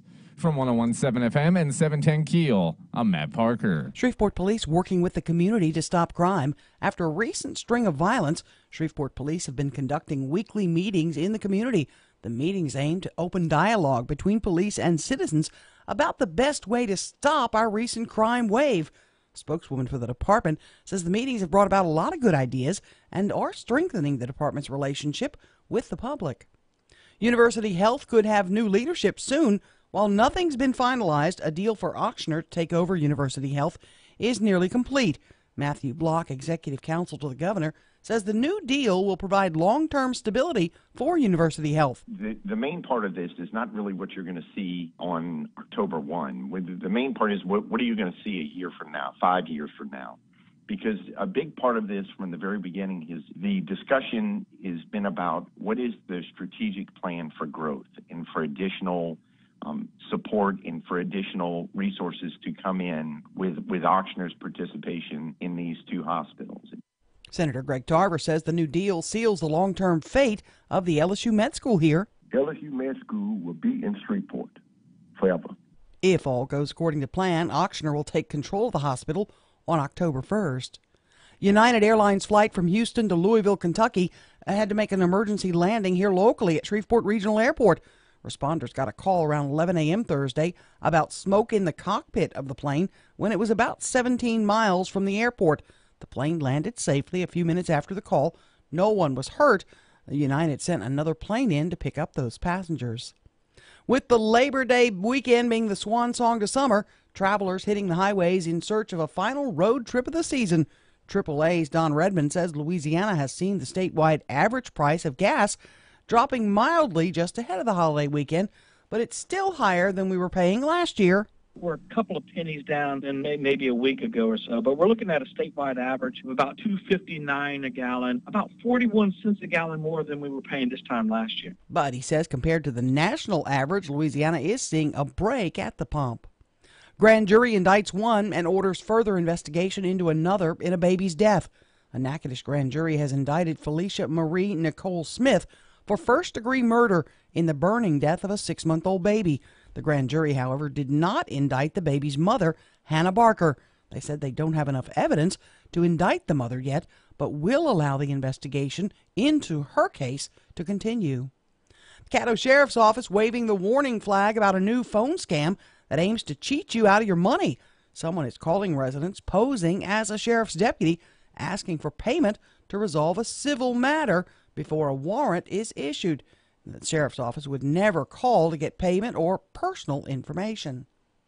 Members of the public have a chance in the nation's capital today to say goodbye to the late Senator John McCain. The Arizona senator will lie in state under the Capitol Rotunda. Tiger fans invading the Dallas area this weekend ahead of the big opener against number 8 Miami in AT&T Stadium just up the road in Arlington. Dallas Convention and Visitors Bureau spokesman Philip Jones recommends grabbing a hotel in Dallas because there aren't many right near the stadium. He says if you do, it's a short drive up to the stadium. Well, the good news is it's only 16 miles, and it's on an interstate highway direct from downtown Dallas to the stadium in Arlington. So it takes about 20, 30 minutes, depending on traffic. The game kicks off Sunday night, 6:30 p.m. And officials say a pest infestation has forced the folks to close a high school in Tennessee for 3 days. The problem? The school's been invaded by cockroaches, rodents, and snakes. I'm Erin McCarty on 101.7 FM and 710 KEEL.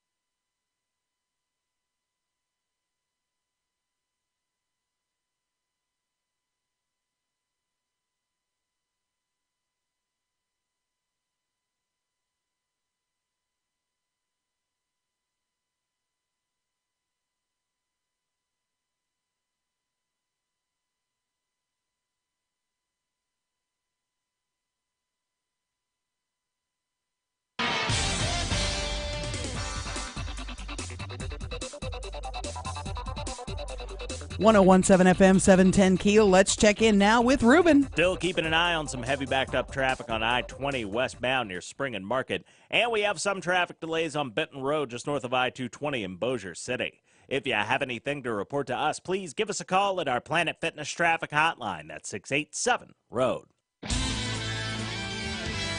Your AccuWeather.com forecast. Mostly sunny, high 96 today, then mainly clear, low 72 tonight. Sun and patchy clouds with a high of 93 tomorrow. With your AccuWeather.com forecast, I'm meteorologist Heather Zayer.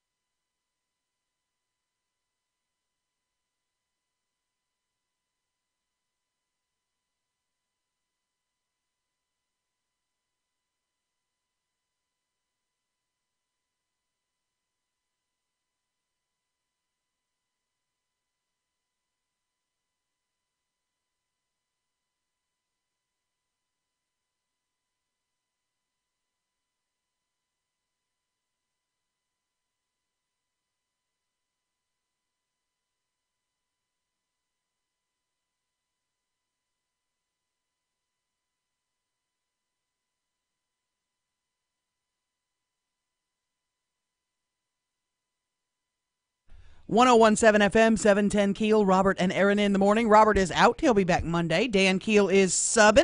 Good morning. Thank you for high dollars. Yeah, we'll give you some hams later on today, okay? Cool. I'll give you a ham sandwich. Cedric Glover is in studio, state representative, former mayor. We're going to talk to him about several things. You can hang out with us for a little while? Certainly. Good morning, guys. First, I got to go. I got to get with the Ochsner LSU University Health deal. It looks like it's almost signed. Could go into place October 1. What are the big red flags for you? I know you have got your fingers way deep in this pulse. Well, I mean, my red flags have been up for the last 3 years. I guess there are two things that occur to me as I look at this situation. One, I'm elated at the fact that we're now about to take a giant step forward in terms of the quality of health care in Shreveport, North Louisiana. I think it's great to have Ochsner here in this market. I think, two, I'm elated because we're now another step forward towards realizing that vision of an increased presence of economic activity taking place as a result of the life science assets that we have on the Kings Highway corridor. But number two, I'm simply outraged that we're at this point 3 years later than we ought to be. Because if you will remember, in April of 2015, the folks at the BRF attempted to initiate this effort at that time, but they were thwarted because a medical executive committee was called between representatives from Ochsner and the LSU and the University Health group, and that meeting was canceled by LSU President King Alexander because of pressure that was placed upon him by Jim Elrod and folks here with the Willis-Knighton system, because they did not want to see this happen. That was supported by elected officials within this community, and it left us in the position that we're in for 3 years, having to fight, having to defend, having to thwart efforts to try and expand the medical monopoly within this market. And in that interim, we lost a lot of brain power. Absolutely. That are casualties of this effort. Anything that you hear about Anil Nanda is nothing but hogwash, because the reason why he is not here right now are because of the same forces that did not want to see where we are heading towards right now come to fruition. And I'm not counting any of my eggs until they're actually hatched at this point, because I still think that you've got folks out there who are trying to thwart this effort over the next month. So until I see dried ink on these contracts and this situation actually moving forward formally, I'm not going to rest or relax or stop any of the pressure that we're doing. The other thing that I'm also highly offended by is that we've talked over the years about the lack of funding coming to BRF to effectively lead and manage this hospital. We've talked about the fact that Shreveport and Monroe receive 30 cents for every dollar that New Orleans gets for providing health care for the indigent. And now we find in the documents that were shared with legislators earlier this week that BRF was given $251 million to manage university health for this year. This particular arrangement with Ochsner calls right off the bat for $294 million. We give the Shreveport guys $251 million to run the hospital. We give the folks from New Orleans $43 million more. An obvious affirmation of the fact that we've said that this situation has been underfunded, that there's been a disparity, but apparently very few folks in this region who ought to care, who ought to be concerned, have been focused on that fact. What they'd rather do is to come up and continue to undermine the efforts to try and build and grow the life science economy in North Louisiana. What does this mean for all the employees at the hospital and the med school? What they should know is that myself and others who are part of this legislative delegation are fighting to ensure that they have an effective, smooth transition from their current employment with University Health to their new employment with Ochsner. And it should be a smoother process than what was in place 5 years ago, when you had the sudden change from a state-run, state-run institution where you had folks who lost money, lost retirement, lost all sorts of things, positions and what have you. That's going to be something that will not be repeated this time around. Okay, the other question is, what does it mean for health care? You have sent me documentation. I got documentation from Leo Honeycutt, a reporter in Baton Rouge, who said the health care costs in our region are very high. Will this help that? Absolutely. Well, let's start it here. Right now, Shreveport is in a medical monopoly. You have one health hospital chain that has almost 80% market share right now. Combine that with the fact that if you're in the health insurance business, you're paying 3 times more for the standard medical procedures that take place every day all across Louisiana. You're paying 3 times more in the Shreveport market for those procedures than you do in Baton Rouge or Lafayette, Lake Charles, or New Orleans. Why? Because of the medical monopoly. If KEEL was the only radio station in town, Everybody had to listen. everybody's rates would do what? They'd go up. Go up, yeah. Because there's no other game in town. So which is what this has always been about, trying to figure out how it is that you go from 80% to 100%, and the only thing you end up leaving behind is the Shreveport version of a charity hospital on Kings Highway and the Veterans Hospital over off of Stoner.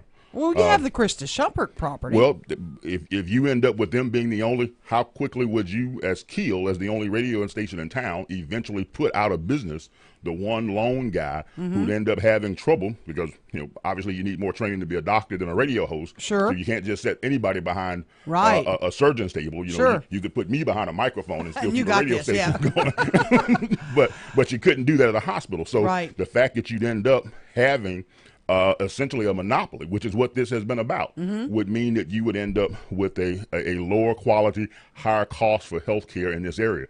Now, what does this also mean? There's nothing in Shreveport right now, either in terms of hospitals or with our medical school, that's nationally ranked. Oxnard is the #1 hospital in the entirety of the state of Louisiana. They're the #1 hospital in Louisiana, Arkansas, and Mississippi.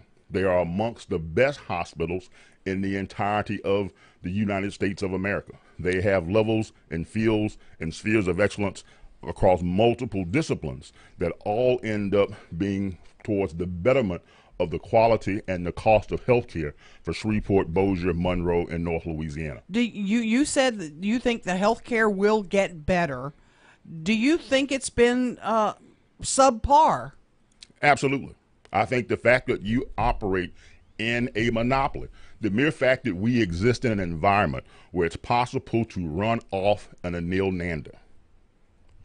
Just think about that for a second. A guy who is not from here, who's recruited here by Dr. McDonald in 1995, who comes here and establishes not just a Department of Neurosurgery of national renown, but of world renown, who brings people in from all over the world to lecture, to do surgeries, to do research, who's amongst the top recipients of National Institutes of Health grants or for neurosurgeons anywhere in the country. And we end up punishing that guy by sending him to New Jersey. He goes from an unranked medical school to one of the top medical schools in the country. He goes from one job in Shreveport to 3 jobs in New Jersey. He goes back to the place which is his wife's alma mater, Rutgers, and he goes to the geographic area where his now grown children are living. Right. That's how we punish people in Shreveport because they don't want to end up bowing down to the folks who lead this plantation that we live on. Oh, boy. Cedric Glover, State Representative, can you hang out? I want to talk about the mayor's race. I want to talk about mold. Lots of things on my list. I'm here for the duration. Okay. 1017 FM 710 KEEL. Right now, here's Ruben. Still keeping an eye on some heavy backed up traffic on I-20 westbound near Spring and Market. And we have some traffic delays on Benton Road just north of I-220 in Bossier City. If you have anything to report to us, please give us a call at our Planet Fitness traffic hotline. That's 687-ROAD. Your AccuWeather.com forecast. Hot with sun and a high of 96 today, then mainly clear, low 72 tonight. Tomorrow, sun and some clouds, high 93 degrees. With your AccuWeather.com forecast, I'm meteorologist Heather Zayer.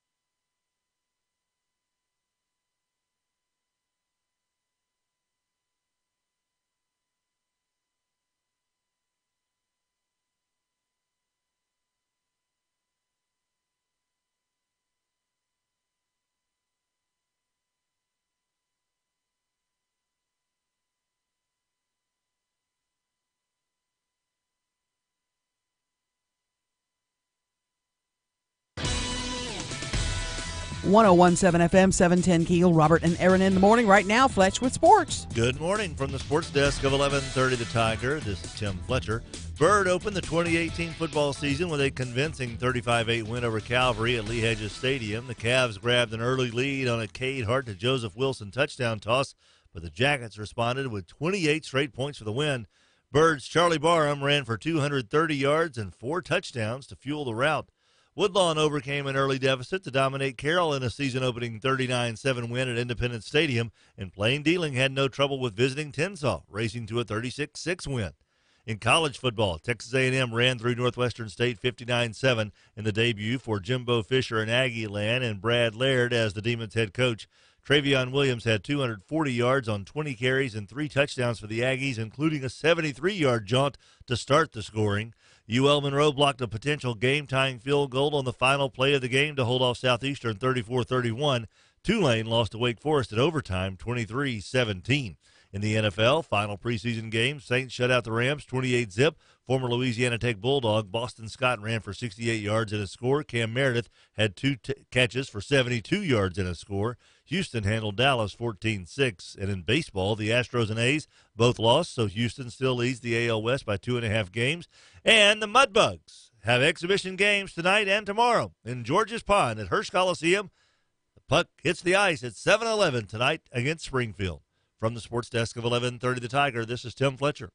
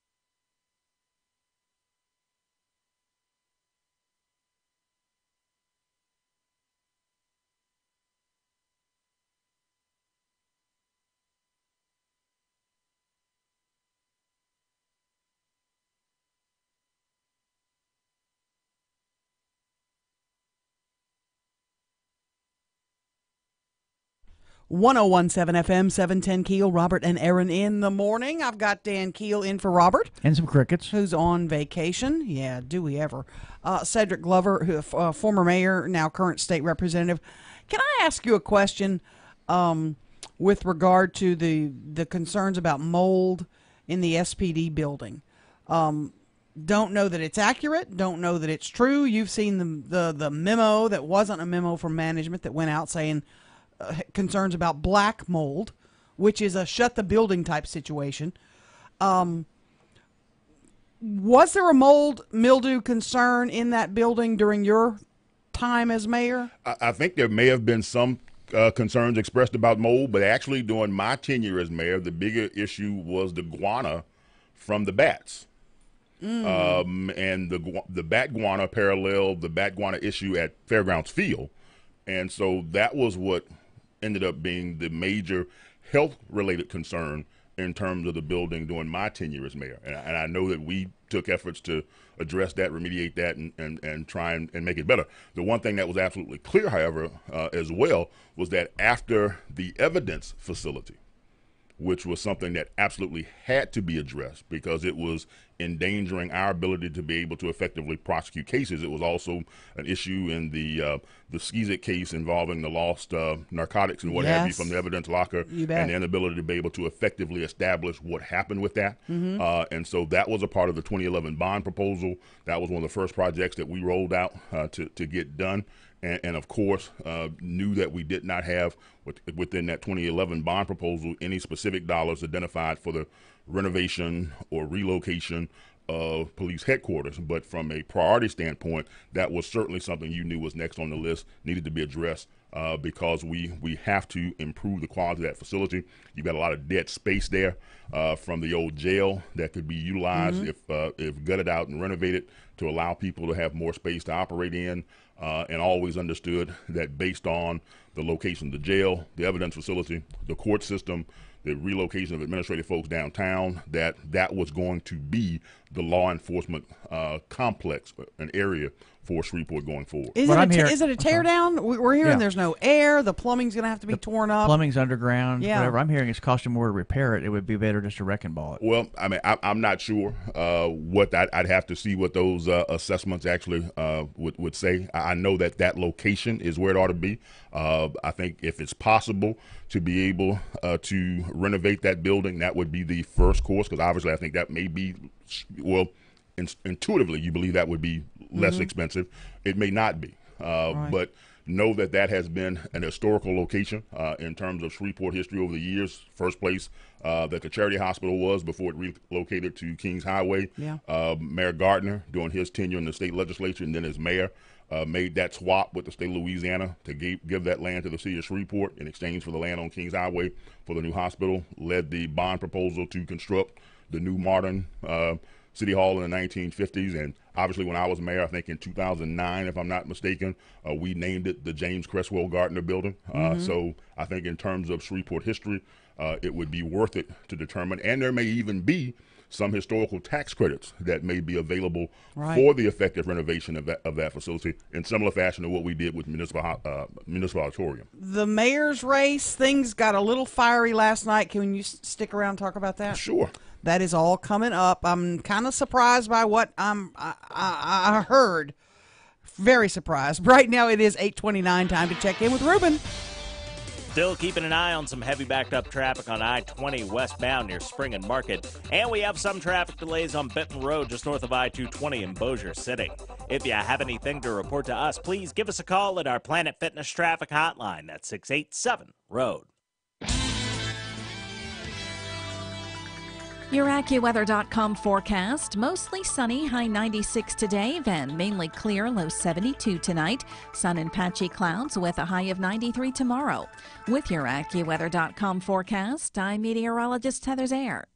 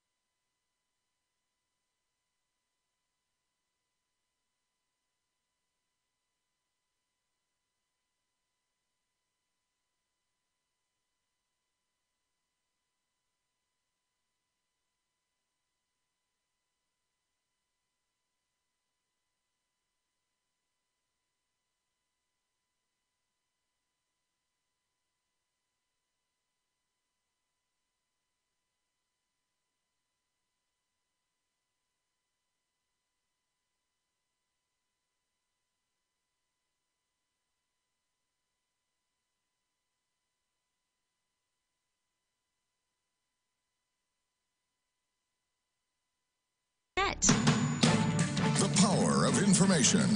KEEL News now.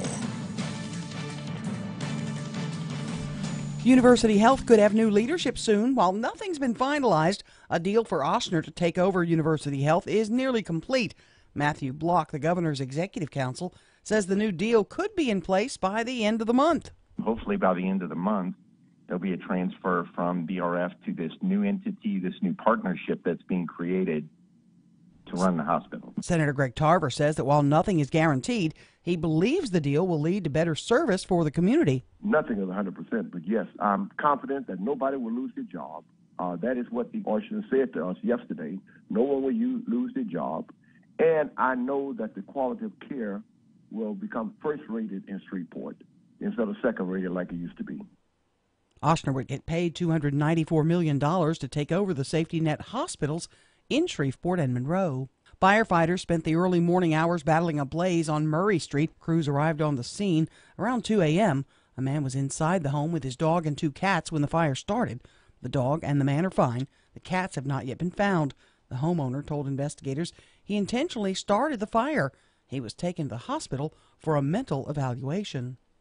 Shreveport police working with the community to stop crime. Matt Parker with the latest. After a recent string of violence, Shreveport police have been conducting weekly meetings in the community. The meetings aim to open dialogue between police and citizens about the best way to stop the city's recent crime problems. A spokeswoman for the department says the meetings have brought about a lot of good ideas and is strengthening the department's relationship with the public. The next meeting is September 6th at the Bill Cockrell Community Center. From 101.7 FM and 710 KEEL, I'm Matt Parker. A Natchitoches grand jury has indicted Felicia Marie Nicole Smith for first-degree murder in the burning death of a 6-month-old baby. The jury, however, did not indict the baby's mother, Hannah Barker. They said they don't have enough evidence at this time to indict the mother. The Caddo Sheriff's Office is warning residents about a new phone scam that aims to cheat people out of their money. Someone is calling residents posing as a sheriff's deputy, asking for payment to resolve a civil matter before a warrant is issued. The sheriff's office says they will never call to get payment or personal information. Labor Day weekend is kicking off. Lots of folks will be hitting the roads. AAA's Don Redmond says Louisiana has seen the statewide average price of gas dropping just a bit. He says at $2.59 a gallon on average, the statewide price may be higher than last year, but compared to the national average, Louisiana is seeing a break at the pump. Louisiana has, for this entire year, has been in the bottom quarters in terms of gas prices. Some of the best gas prices this whole year could be found in Louisiana. Redmond says it's been 4 years since the last time the statewide average price of a regular gallon of gas exceeded this year's price tag of $2.59. Organizers of Aretha Franklin's funeral insist it will be a spirit-filled service and not a show. Yet there's no denying the star power attending the Queen of Soul's final send-off. The speakers at Friday's invitation-only funeral at Detroit's Temple include former President Bill Clinton, the Reverend Jesse Jackson, and Smokey Robinson. Singers include Stevie Wonder, Jennifer Hudson, Faith Hill, and Chaka Khan. I'm Erin McCarty on 101.7 FM and 710 KEEL.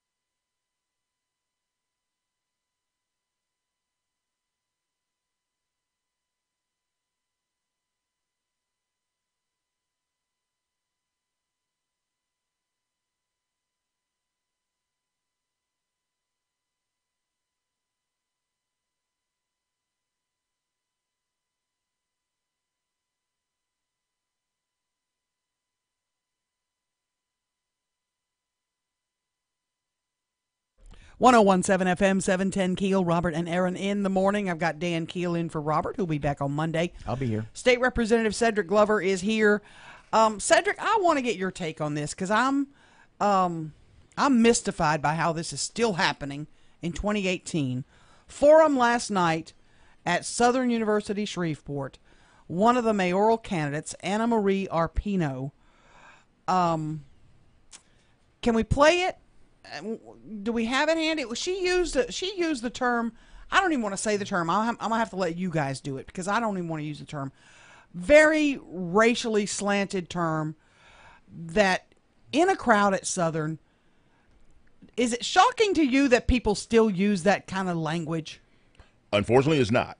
I mean, that's where we are right now, and I think it's the tone that's been set at the very top of our political structure right now, and social media, the fact that we all right now are roving camera people and sound technicians with the technology we have in our telephones is giving us a chance to be able to see things that has been occurring constantly over the years, but now we're able to actually codify, document, and share those things with people based on the technology we have at our disposal. The term she used was like, they used to be referred like that. Cedric, you know me.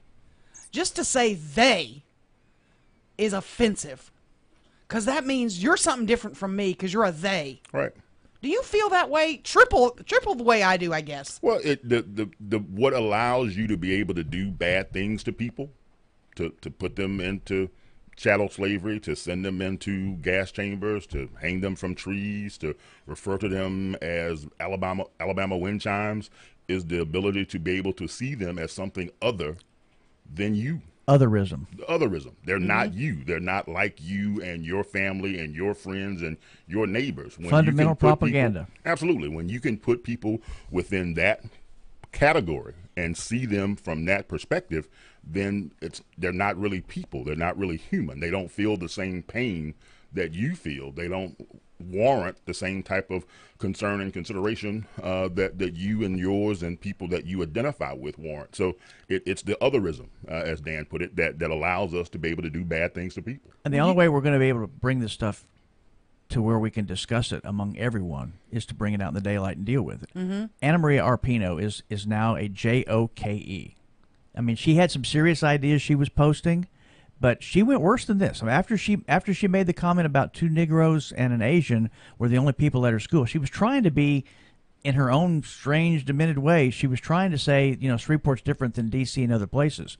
But then she doubled down at the end and she charged a couple people who were there. What do you mean charged? She Ran at 'em? physically went at two people I know. You know who I'm talking about. Yeah. She ran at them, and I've got this from very reliable sources, friends of mine who have communicated directly with me this morning. I'm not repeating hearsay off of social media. I'm repeating what I've spoken to my friend about, what I've confirmed. She called them the ultimate pejorative, that we don't use that word even if we're quoting somebody. Wait, It's no, so no, no, bad. no, no, no, no. She did. She went there. Cedric, have you heard the same? Yes, absolutely. She had to be escorted out. She had to be separated from the people, and these are very respectable people that she disrespected. That just bothers me to my core. It's that someone 2018. thinks it's okay to run for mayor, and they still have that mentality. It's a mentality. You agree? Absolutely. Well, it is a part, again, the things that we are seeing now are things that have been going on. There's not an increase, there's not an upsurge, except for the fact that we now have the ability to be able to share them with other people. You're not just relaying a story. In fact, had it not been for the fact that this thing was videotaped and streamed and what have you, you wouldn't have had the preceding comments that you'd be able to see. What you would only have now are reports shared verbally by people who witnessed what transpired afterwards. And I asked if there was audio or video, so we could bring it out, because having to hear it and face it is the reality that other people just have the secondhand reports. But it's just as valid, just as real. Does this doom her candidacy? She She didn't was have a doomed from chance beginning anyway. No, I mean, I think this is her second time running for mayor. Right. And as I've shared with people who say, well, man, there's a lot of people running for mayor. And I tell them, well, no, actually, 1990, there were 13. When I ran in 06, there were 11.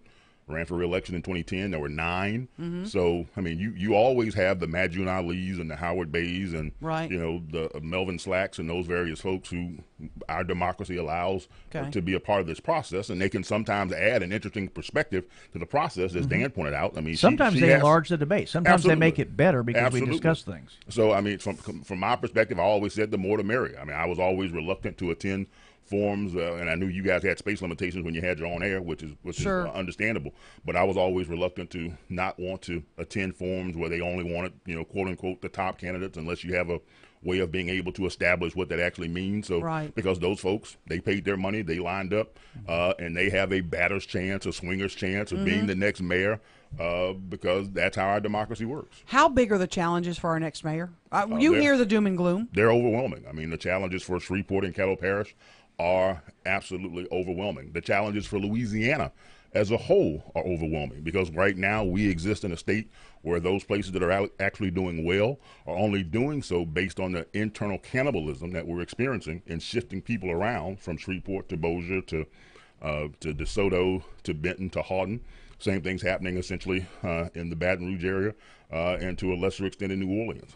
As a state across the entirety of Louisiana, we've not had any real actual net growth in comparison to the rate of growth of the country as a whole since the 1980s. What's it going to take to turn that around? A change away from the type of leadership that has allowed us to find ourselves where we are with regard to this Ochsner University Health Biomedical Research Foundation situation. The fact that that type of leadership that looks at its own self-interest, that limits our opportunities to be able to grow, expand, and create the kind of real wealth of opportunity that can keep our kids here and attract other people here, is what will continue to limit the ability for Shreveport, Louisiana as a whole, to become a better place. Can you talk sports when we come back? Absolutely. All right, we got to take a break, right, Matt? Okay, we're going to take a quick break. Come back with our final segment with State Representative Cedric Glover. Sports time. Dun, dun, dun, dun. He knows that, huh? All right. Traffic now. Here's Ruben. The intersection at Midway Avenue and Mansfield Road's dealing with some slow-moving traffic right now. And we have some traffic delays on Swan Lake Road just north of I-220 in Bossier City. If you have anything to report to us, please give us a call at our Planet Fitness traffic hotline. That's 687-ROAD. Your AccuWeather.com forecast. Mostly sunny, high 96 today, then mainly clear, low 72 tonight. Sun and patchy clouds with a high of 93 tomorrow. With your AccuWeather.com forecast, I'm meteorologist Heather Zayer.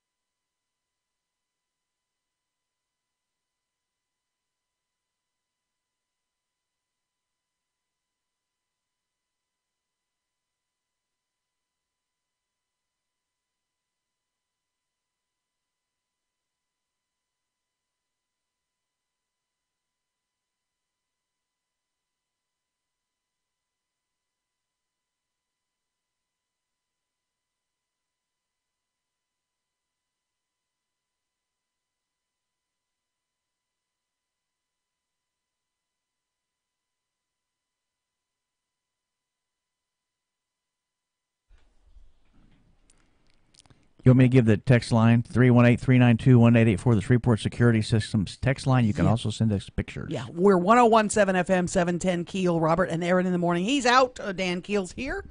State Rep Cedric Glover, former mayor, is in studio with us. Thanks for spending part of your morning with us. Delighted to do so. Let's talk sports.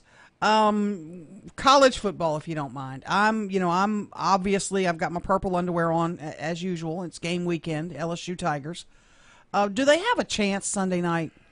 Oh, I think they've got a great chance Sunday night. I mean, I don't think that Miami is much better than LSU. I mean, obviously they have been historically a great program, but I'm not sure if they represent any great threat. So, I mean, they may come out with a win. My concern is what happens when you get into the meat of the SEC and you got to go up and beat the Alabamas and the rest of them. Yeah.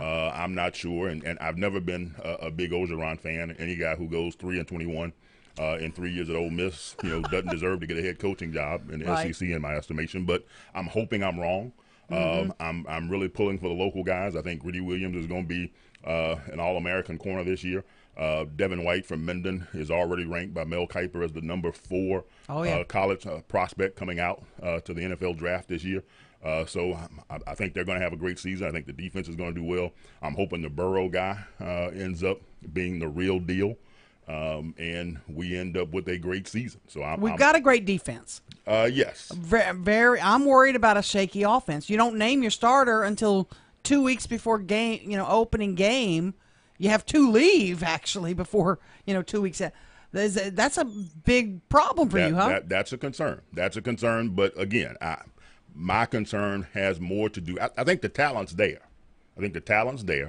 I'm concerned about whether or not you got the brain power within the coaching staff to really end up having the kind of one-loss season that gives us a chance to have a shot at a national championship. Karnak had on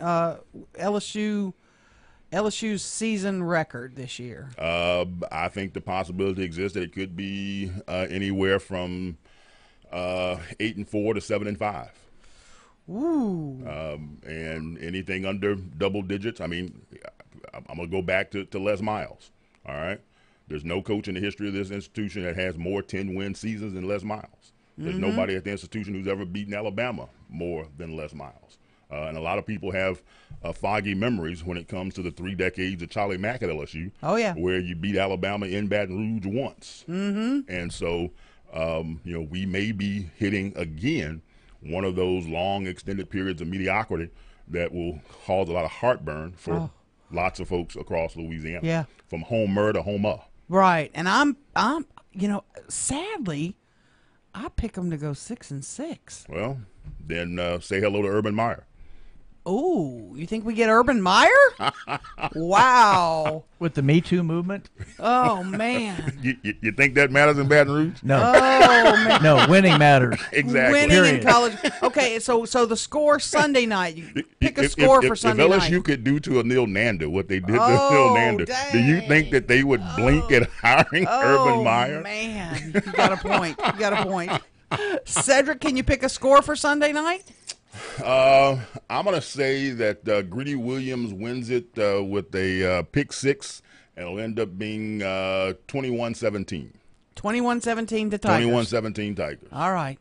Cedric Glover, thank you as always for coming in. Thank you guys. Always enjoy it, Dan, Erin. Appreciate Matt, it. And thank you guys for having me. We'll have you back next time Robert's around, too. Always look forward. 101.7 FM, 710 KEEL. Right now, let's check in with Ruben. The intersection at Midway Avenue and Mansfield Road's dealing with some slow-moving traffic right now. And we have some traffic delays on Swan Lake Road just north of I-220 in Bossier City. If you have anything to report to us, please give us a call at our Planet Fitness traffic hotline. That's 687-ROAD. Your AccuWeather.com forecast. Mostly sunny, high 96 today, then mainly clear, low 72 tonight. Sun and patchy clouds with a high of 93 tomorrow. With your AccuWeather.com forecast, I'm meteorologist Heather Zayer.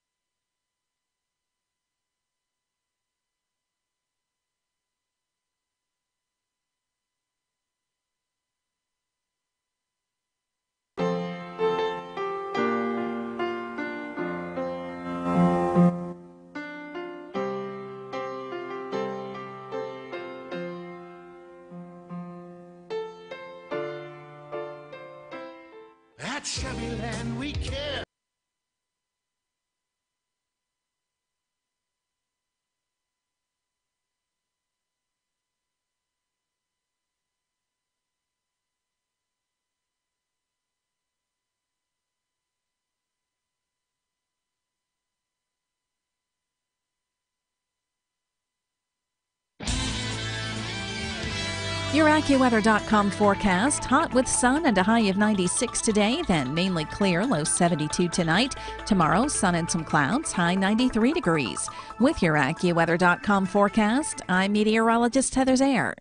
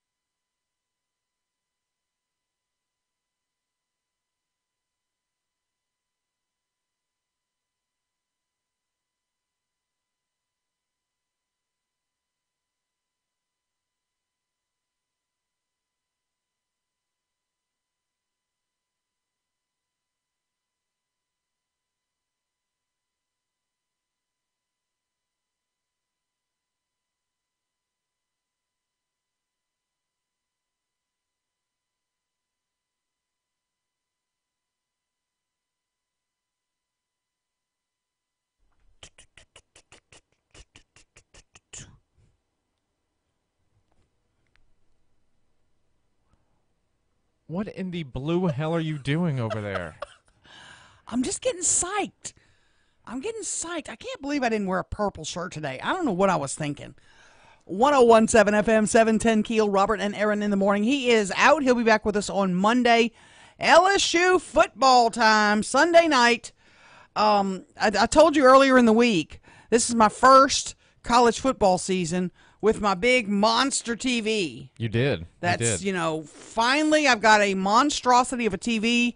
I've got my leather sofa that reclines.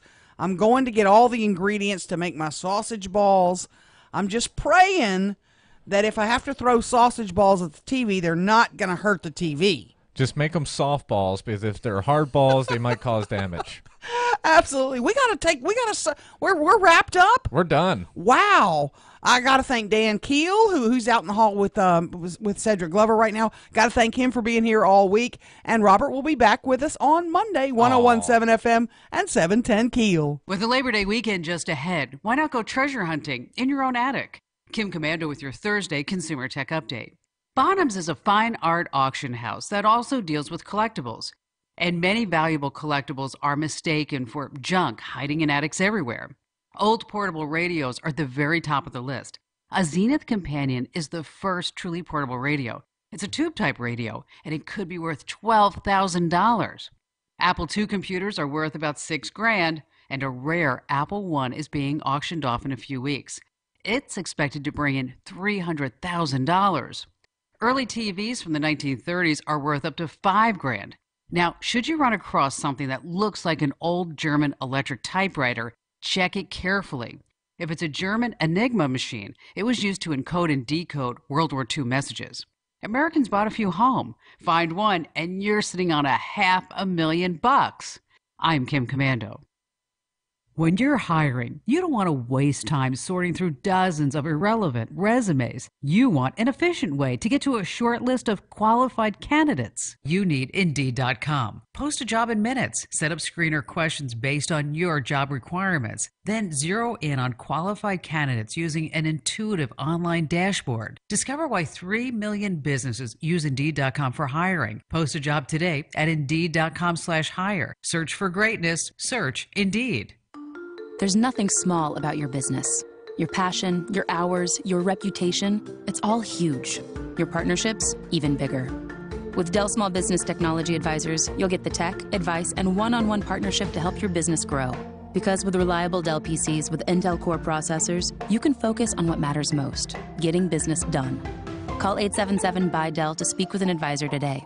That's 877-BUY-DELL.